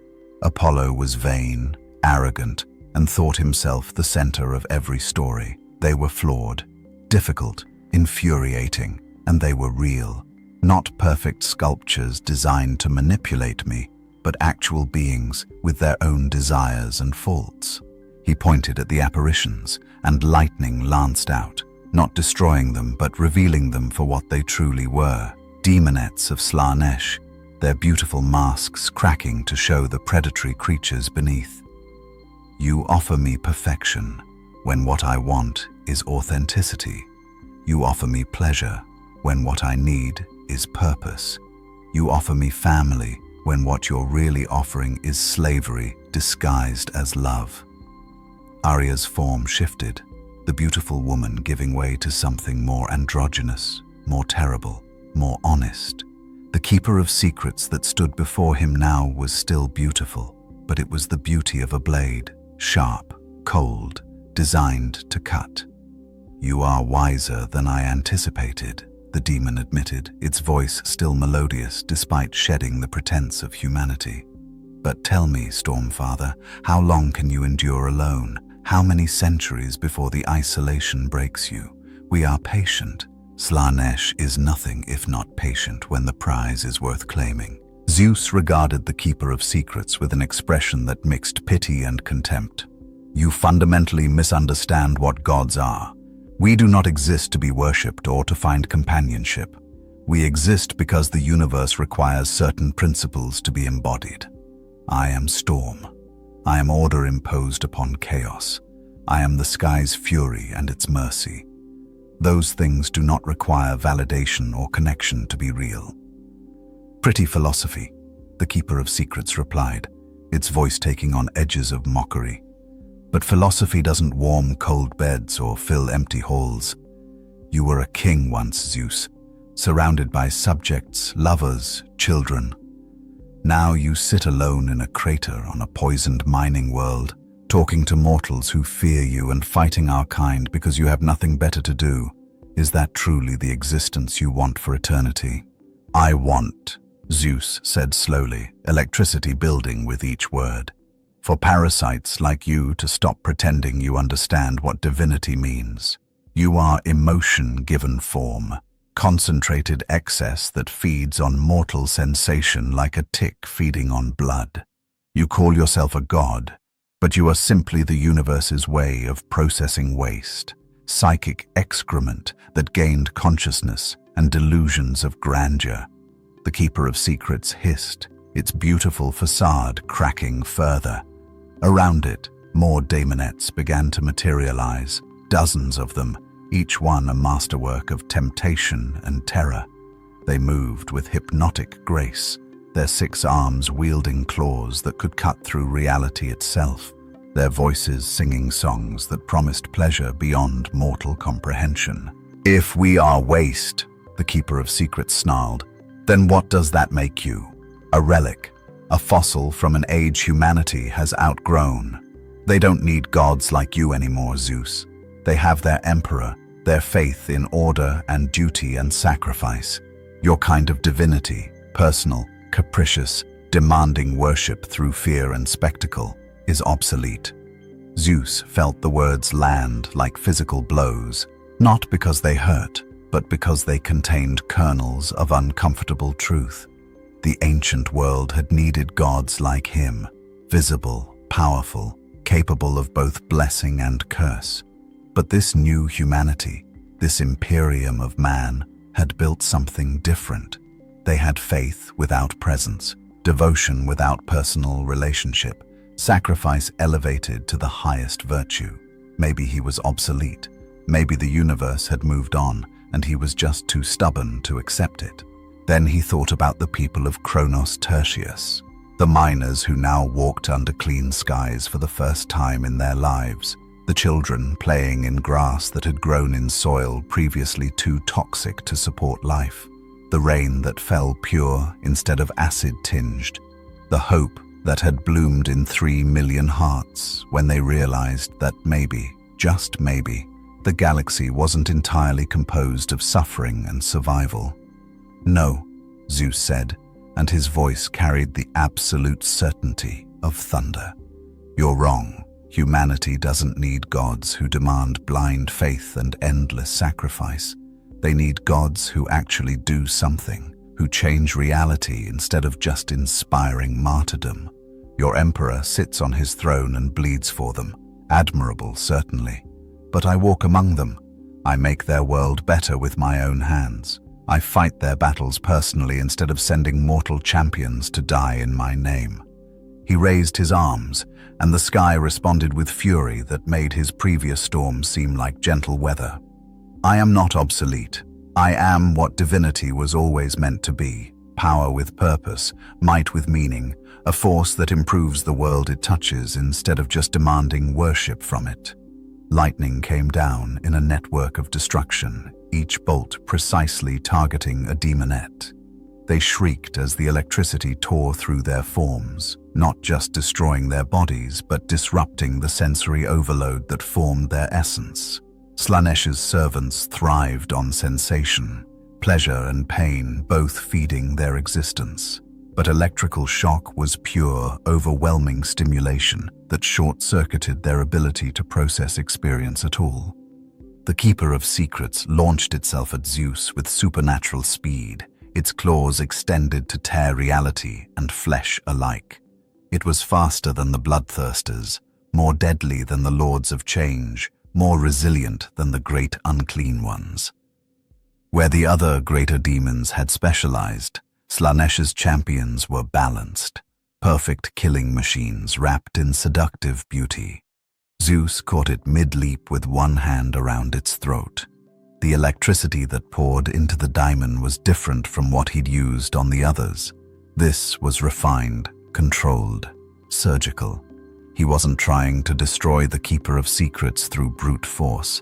He was systematically overloading every sensory receptor the creature possessed, forcing it to experience stimulation so intense that it transcended pleasure or pain and became simply unbearable. For a demon of Slanesh, whose entire existence revolved around experiencing and causing sensation, this was worse than death.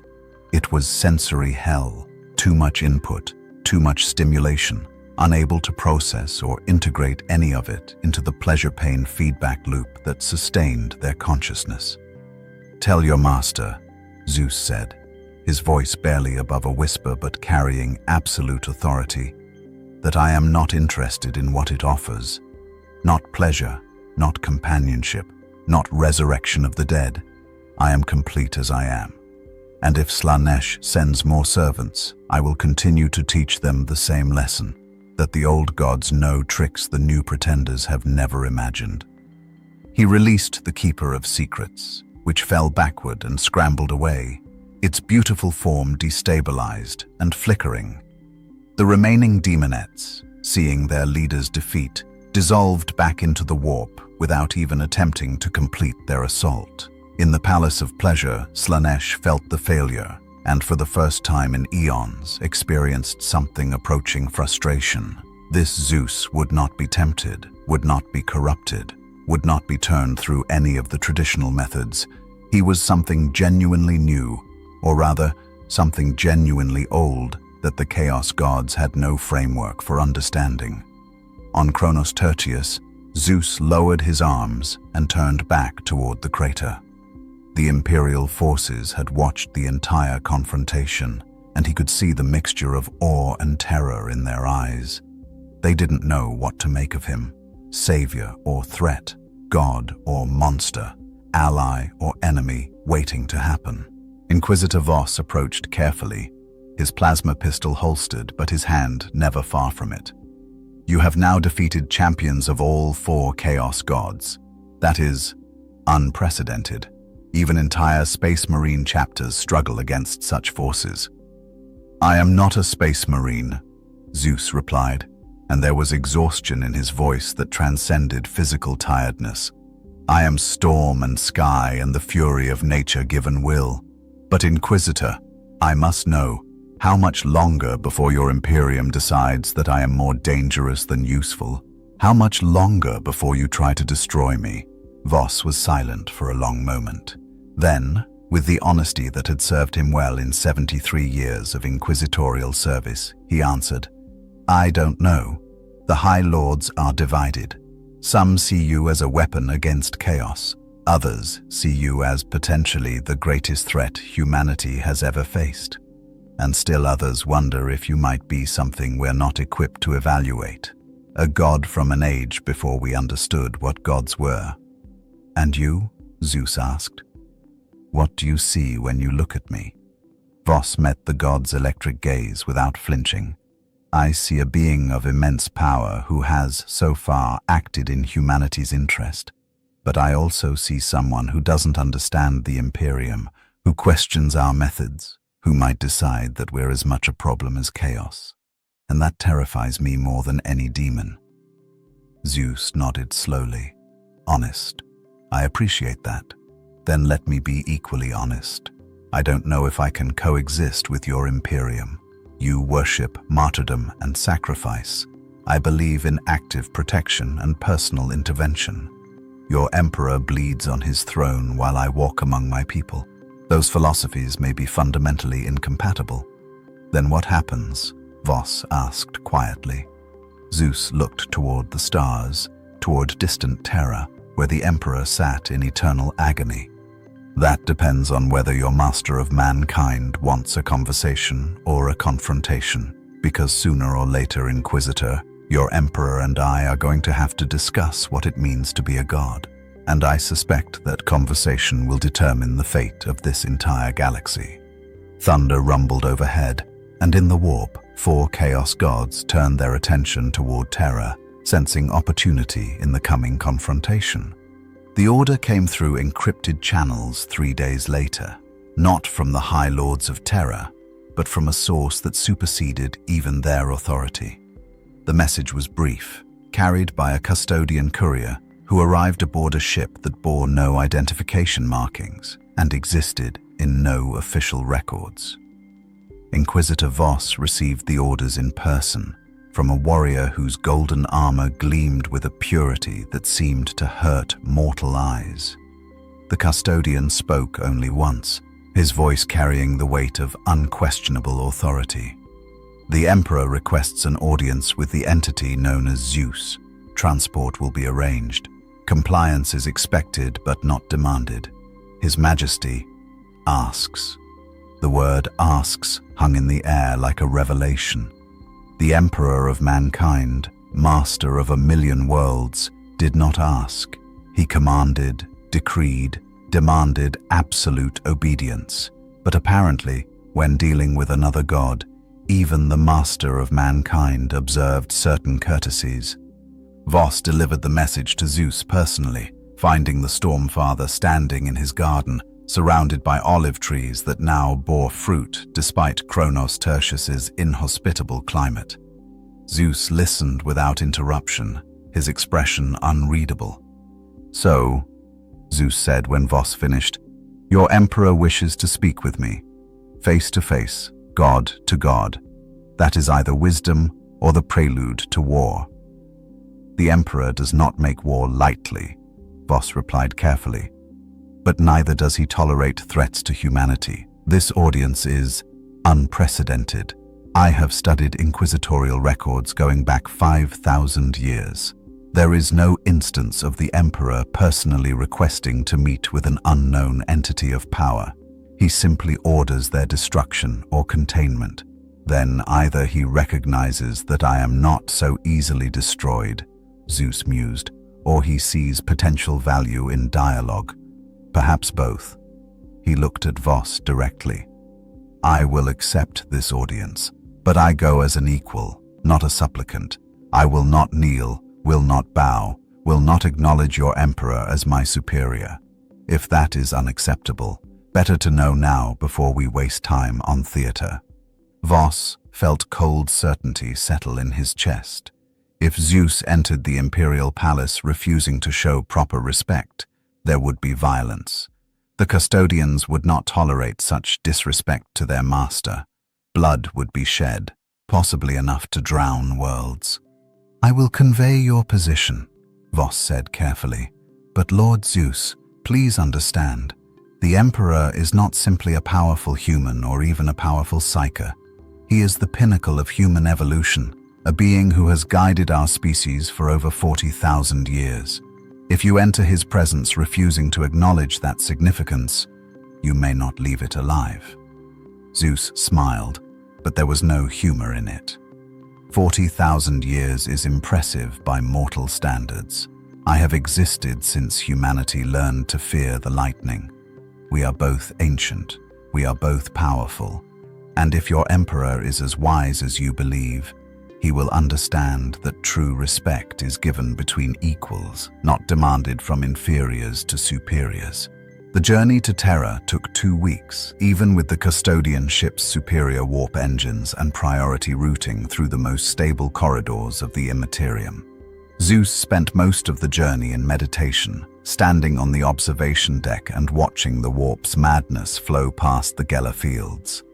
It is worse than I remembered, he said once to Captain General Valoris, who had taken personal command of the transport. When I last walked the waking world, the warp was turbulent, but not this, not infected with consciousness and malice. The war in heaven scarred it, Valoris replied, his voice surprisingly conversational for a warrior whose every instinct screamed to remain formal and distant. Then humanity's psychic awakening during the Age of Strife fed the Chaos Gods with millennia of suffering. The warp you knew is gone. What remains is a wound in reality that never healed. And your emperor holds back the infection, Zeus observed, sitting on his throne, burning himself away to keep the lighthouse lit so humanity can navigate through nightmare waters. That is, he paused, searching for words. That is both admirable and tragic. A god reduced to a tool, a king reduced to a sacrifice. He does his duty, Valoris said stiffly, as do we all. Duty without joy is slavery, Zeus replied, even if we choose the chains ourselves. Valoris said nothing, but something in his posture suggested Zeus's words had struck deeper than the custodian wanted to admit. When the ship finally translated into real space above Terra, Zeus stood at the observation port and looked upon humanity's birthworld for the first time in 10,000 years. What he saw made his ancient heart ache. Terra was a hive of metal and stone, every square kilometer covered in architecture that reached toward the void. The oceans were gone, paved over or boiled away. The forests existed only in carefully maintained preserves. The sky, his domain, the realm of storm and lightning, was choked with orbital platforms and defensive satellites. What have they done? Zeus whispered. What have they done to her? They survived, Valoris answered quietly.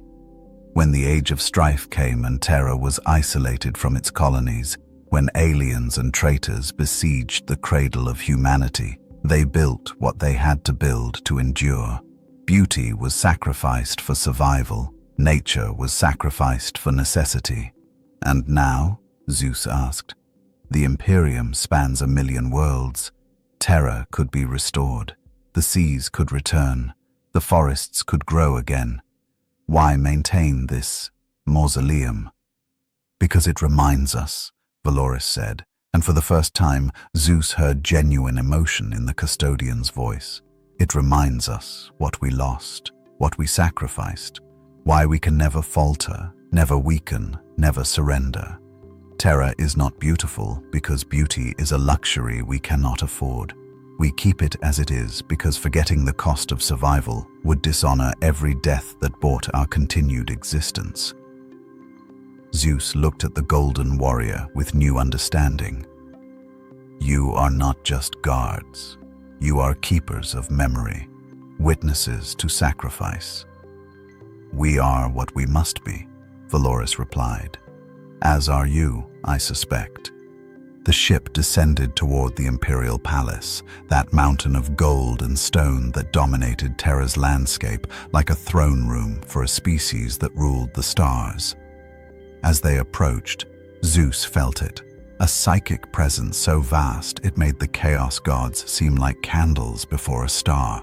The Emperor was here, had always been here, would always be here, burning himself away one day at a time to keep humanity alive. He is dying, Zeus said suddenly, slowly, over millennia, but dying nonetheless. How long before the flame consumes itself entirely? We don't know, Valorous admitted. Centuries, millennia, perhaps longer, perhaps less. Every year the burden grows heavier. Every generation sees him weaken by imperceptible degrees, but he endures because he must, because if he fails, humanity falls. What if there was another way? Zeus asked. There is no other way, Valorous said flatly. We have searched. The greatest minds of the Mechanicus, the wisest psychers, even the Emperor himself has sought alternatives. There are none. The Golden Throne sustains him. He sustains the Astronomicon. The Astronomicon sustains the Imperium. Remove any link in that chain, and everything collapses. Zeus was silent as the ship entered the palace's landing bay. But his mind was racing, considering possibilities, examining the problem from angles that 10,000 years of imperial thinking might have missed. He was storm and sky, yes, but he was also the one who had taught ancient humanity to think beyond simple survival, to seek solutions instead of accepting inevitability. If the Emperor wanted an audience, Zeus would give him one, but he would also give him something else, questions that perhaps no one had been bold enough to ask. Questions about whether endless suffering was truly the only answer, or simply the answer that 10,000 years of trauma had convinced humanity to accept. The ship touched down with barely a tremor. The landing ramp extended, and Zeus, king of Olympus, Storm-Father of ancient Earth, walked toward his meeting with the Emperor of Mankind, two gods from different ages, about to discuss the fate of a galaxy that had room for only one of them, or perhaps, if they were both wise enough, room for something entirely new.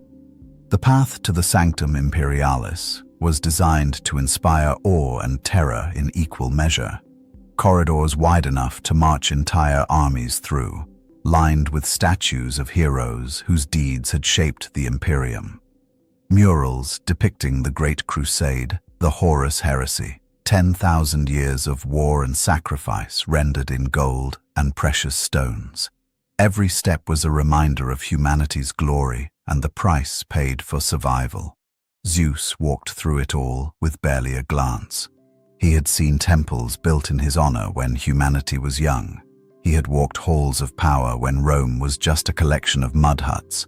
Architecture, no matter how grand, was simply stone arranged by mortal hands. What mattered was what waited at the end of the journey. The custodians flanking him, 20 warriors in golden armor, each one capable of slaying greater demons single-handedly, maintained perfect formation. They were not guards so much as escorts, though Zeus suspected they would become executioners in a heartbeat if he proved hostile. He respected that honesty of purpose. Captain General Valorous led them through security protocols that would have stopped armies, psychic wards that made Zeus's skin prickle with their intensity. null fields generated by blank technology that made reality feel thicker, more resistant, gene-locked doors that required authorization from warriors whose genetic codes were crafted by the Emperor himself. Finally, they reached the threshold of the Sanctum Imperialis, the chamber where the Golden Throne resided, where the Emperor had sat for 10,000 years, where the psychic might that held the Imperium together was anchored in failing flesh. "Beyond this point," Valoris said quietly, "we cannot accompany you. The Emperor has requested that this audience be private, witnessed only by his personal guard within the chamber. Lord Zeus, whatever happens, know that if you harm him, there is nowhere in this galaxy or beyond where you can hide from our vengeance." "I did not come to harm anyone," Zeus replied. "I came to speak with another god, to understand, and perhaps to offer help if it's wanted." Valoris's expression was unreadable behind his helm. The Emperor needs no help, but he does not make decisions without reason. If he requested this meeting, then he sees something in you that we do not. I pray his judgment is sound. The doors opened, massive slabs of adamantium and auramite that weighed thousands of tons, moving with perfect silence on mechanisms that had been maintained for millennia. Beyond them was light, golden, overwhelming psychic radiance that would have blinded any normal human instantly. Zeus stepped through and felt the full weight of the Emperor's presence for the first time. It was like standing at the heart of a star, psychic power on a scale that dwarfed even the Chaos God's manifestations, but fundamentally different. Where chaos was wild and consuming, this was directed, purposeful, shaped by a will that had guided humanity since before recorded history. But beneath the power was pain, endless, grinding, soul-destroying agony that would have broken any mortal mind in microseconds. The Golden Throne dominated the chamber, a massive construct of technology and psychic engineering that kept a dying god alive through sheer stubborn refusal to let him rest. And seated upon it, barely visible through the corona of psychic light, was the Emperor of Mankind. He looked nothing like the statues and murals. Those depicted a beautiful, perfect figure, godhood made flesh. What Zeus saw was closer to a corpse animated by will too strong to accept death. Skin like ancient parchment stretched over bones that should not be able to support life. Eyes that burned with power, but also with exhaustion beyond mortal comprehension. A body that was simultaneously the greatest achievement of human evolution and its most tragic victim. But the voice, when it came, was clear. Not spoken aloud, but directly into Zeus's mind, carrying warmth despite the cold of the chamber. Zeus of Olympus, Storm-Father, God-King of ancient earth, welcome to Terra. Forgive me if I do not rise. I am somewhat confined. There was humor in that psychic voice, dry and dark. Zeus found himself smiling despite the grimness of the situation. "Emperor of mankind," Zeus replied aloud, his voice echoing in the vast chamber. "Master of 1,000,000 worlds, keeper of the lighthouse in the dark, I have come, as you asked, to speak God to God. Though I confess I expected less suffering. The beings your people worship should not look like torture victims. And yet here we are," the Emperor replied, and Zeus felt the shift in pronouns, from singular to plural, acknowledging the many aspects of his being. 10,000 years of agony, buying time for a species that may not deserve it but certainly needs it. You find this distasteful? I find it wasteful, Zeus corrected. You are powerful enough to reshape reality, yet you sit trapped in a machine, burning yourself away one day at a time. In my age, we would call this the greatest tragedy ever conceived.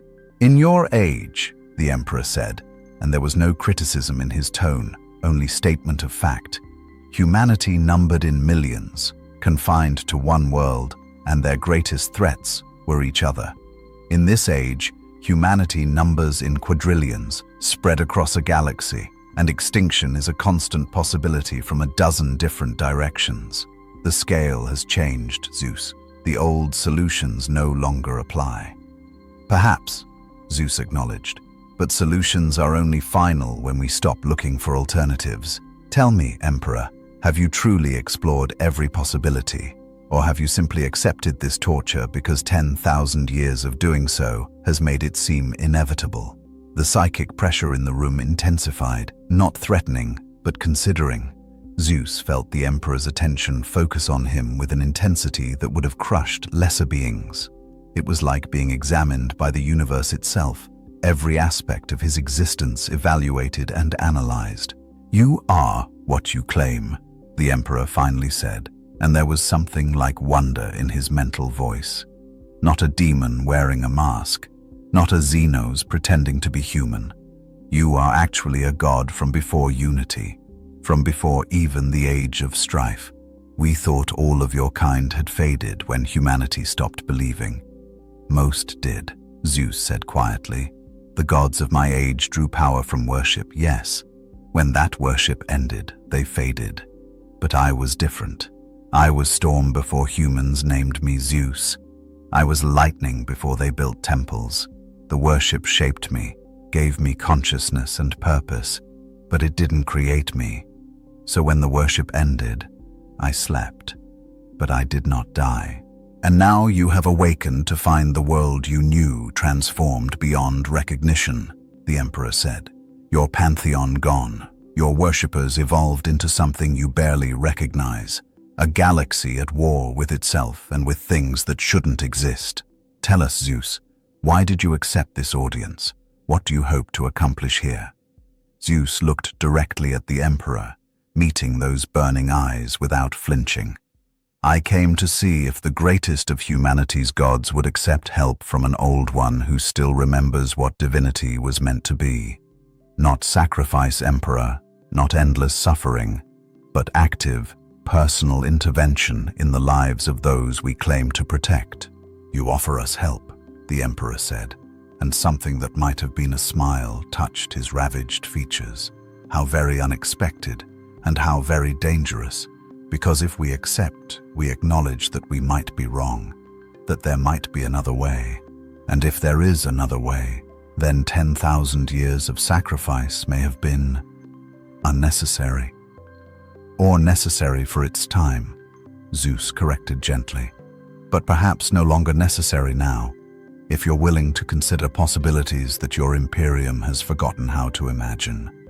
The chamber fell silent except for the hum of the Golden Throne's machinery.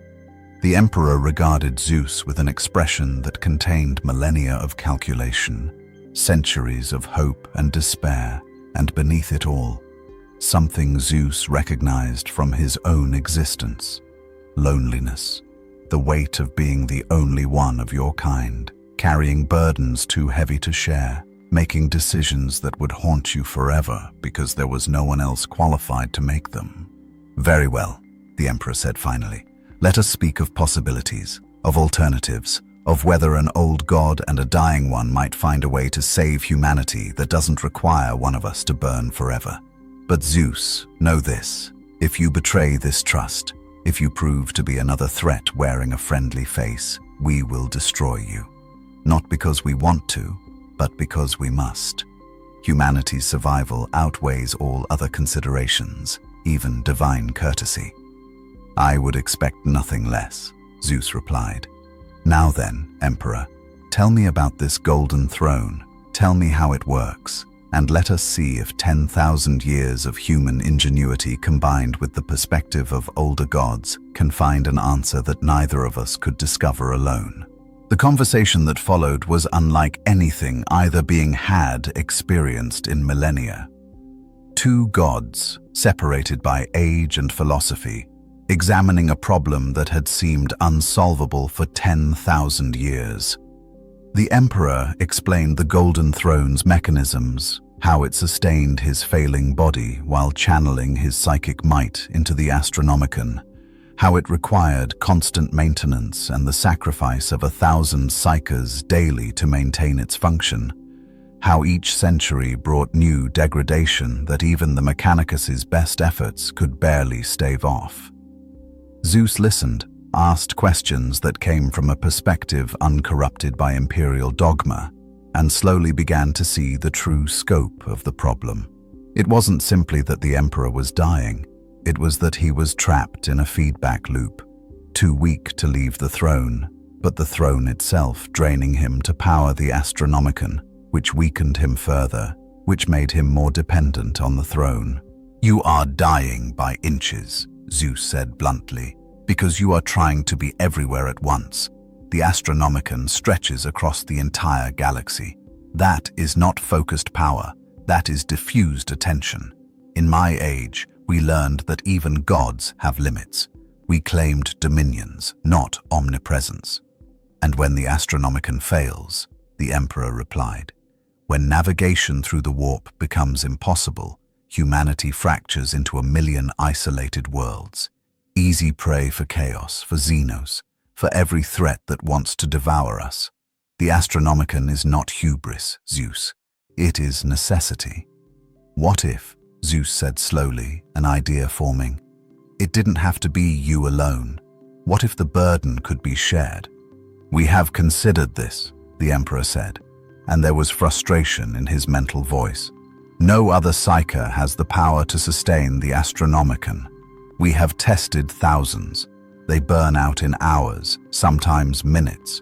Only we have the strength for this burden." "Because you're thinking in terms of human psykers," Zeus countered. "Beings who draw their power from the warp, which is inherently unstable and corrupting. But I don't use the warp. I use fundamental forces, electricity, storm, the raw power of nature itself. What if there was a way to supplement your psychic might with something more stable, something that doesn't drain you because it doesn't depend on you?" The emperor's attention sharpened like a blade. "Explain." Zeus stood and began to pace, electricity crackling around him as his mind worked through the problem. "The Astronomicon is a beacon, light in the darkness, but all light requires energy. You provide that energy through psychic power drawn from the warp, filtered through your consciousness. But what if there was another energy source, one that didn't require constant feeding, constant sacrifice?" "There is no such source with sufficient power," the emperor said. "We have searched. Fusion reactors, antimatter generators, even attempts to harness star cores. Nothing approaches the energy requirements." "Because you're still thinking like humans," Zeus said with growing excitement. "Thinking in terms of technology and physics. But I am neither technological nor entirely physical. I am concept made manifest, storm given consciousness, and storms, Emperor, are nature's most efficient energy converters. Lightning channels the electrical potential between earth and sky, releasing in microseconds what takes storms hours to build." He turned to face the Emperor directly. "What if I became part of the Astronomicon, not replacing you? I couldn't even if I wanted to, but supplementing, taking some of the burden. I am Storm. Storm is movement, energy, constant renewal. I could feed power into your beacon without draining the warp, without requiring sacrifice, without consuming myself, because Storm by its nature is self-sustaining." The chamber fell silent. Zeus could feel the Emperor's vast intellect examining the proposal from every angle, seeing possibilities and pitfalls that would take Zeus millennia to understand. Finally, "It might work," the Emperor said slowly. "But Zeus, understand what you are proposing. The Astronomicon requires constant attention, endless focus. You would be binding yourself to Terra, perhaps not as completely as we are, but significantly. You would be sacrificing your freedom for humanity's survival. Why would you do this? These are not your people anymore. This is not your age." "Because," Zeus said quietly, "I have lived long enough to understand that divinity without purpose is just power wasted. For 10,000 years I slept while humanity suffered, while demons fed on mortal souls, while your Imperium bled and died and sacrificed everything just to survive one more day. I did nothing because I wasn't here to do anything. He looked at the Emperor with absolute sincerity. But I'm here now, and I remember what it meant to be a god who actually helped, who didn't just accept worship, but earned it, who protected instead of just demanding faith. If I can ease your burden, give you the strength to perhaps heal, to perhaps find another solution, then my existence has meaning again. And meaning, Emperor, is what gods need more than worship. You would do this, the Emperor said, knowing that the Imperium still fears you, that many of my servants would rather see you destroyed than accept your help, that this could be a trap leading to your destruction. I would, Zeus confirmed, because the alternative is watching humanity slowly drown while I stand on the shore and do nothing. I am Storm Emperor, and storms were made to cleanse, to renew, to bring life-giving rain even through violence. Let me be what I was always meant to be. The Emperor was silent for a long moment. Then Zeus felt something unprecedented, the psychic equivalent of a hand extended in partnership. Not command, not demand, simply offer. Then let us try, the Emperor said. Let us see if an old god and a dying one can accomplish what neither could alone. But Zeus, if this fails, if your power proves incompatible or dangerous to the Astronomicon, we will sever the connection immediately. Humanity's survival outweighs all other considerations. I would expect nothing less, Zeus replied, and reached out with his own power, not psychic, not warp-born, but the fundamental electrical force that predated all human understanding. The connection formed slowly, carefully, like two tributaries of a river, learning to merge without flooding. Zeus felt the Emperor's power, vast, ancient, burning with purpose that transcended mortal comprehension. And the Emperor felt Zeus, wild, primal, storm-given will and consciousness. Where they touched, something new began to form, not replacement, not dominance, but synthesis. The Emperor's psychic might given new strength by Zeus's natural force. The Astronomicon flickered, wavered, then burned brighter than it had in centuries. Across the galaxy, navigators gasped as the beacon suddenly became clearer, stronger, more stable. Ships lost in warp storms found their way. Astropaths felt the Emperor's presence burn with renewed vigor. And on Terra, in the Sanctum Imperialis, two gods, one dying, one ancient, began the work of finding a way forward that neither had imagined possible. Outside the chamber, Captain General Valoris and his custodians felt the change. The Emperor's presence, which had been slowly fading for centuries, suddenly stabilized, not healed. That would take time if it was possible at all. But no longer actively dying. For the first time in 10,000 years, there was hope that the master of mankind might not have to burn forever. And Zeus, standing beside the golden throne with lightning playing across his shoulders, smiled, because he had found what he'd been missing since he awakened: purpose, meaning, a reason to exist beyond simple survival. The storm had returned to humanity, and this time it would not sleep until the job was done. The galaxy did not change overnight. Gods move in patterns measured by centuries, and even with Zeus's power supplementing the Astronomicon, the Emperor remained trapped on his throne, dying by inches, though perhaps now those inches might be stretched into miles, into years, into possibilities that had seemed lost forever. But change had begun. On Kronos Tertius, the garden Zeus had planted became a shrine, not to him, though some offered prayers anyway, but to the idea that miracles were still possible in the 41st millennium. The High Lords of Terra debated and argued, and eventually, reluctantly, acknowledged that perhaps this ancient god was more ally than threat. The Chaos Gods, sensing a shift in the eternal game, began to recalculate their strategies around a new variable they couldn't predict or control. And in the Sanctum Imperialis, when the daily sacrifices of psychers to sustain the Golden Throne were counted, The tech priests discovered something unprecedented. The number required had decreased. Not dramatically. The emperor still needed the throne's support, still burned himself away in service to humanity, but the decline had slowed, perhaps even stopped. Zeus stood watch now on Terra, a storm-wreathed figure whose presence became woven into the fabric of the Imperium's daily existence. He did not demand worship, did not build temples in his honor, did not claim rulership over humanity. He simply did what he had always done best, brought order to chaos, imposed will upon the wild storm, and reminded a galaxy drowning in darkness that sometimes the old powers still knew how to fight. The Emperor's light burned eternal, yes, but now it burned alongside lightning that had cracked the sky before humanity learned to name it. Two forces, fundamentally different, yet working toward the same purpose, keeping the light alive in a galaxy that desperately needed it. Was it enough? Would it be enough to turn the tide against chaos, against extinction, against the 1,000 threats that wanted to devour humanity? Perhaps not.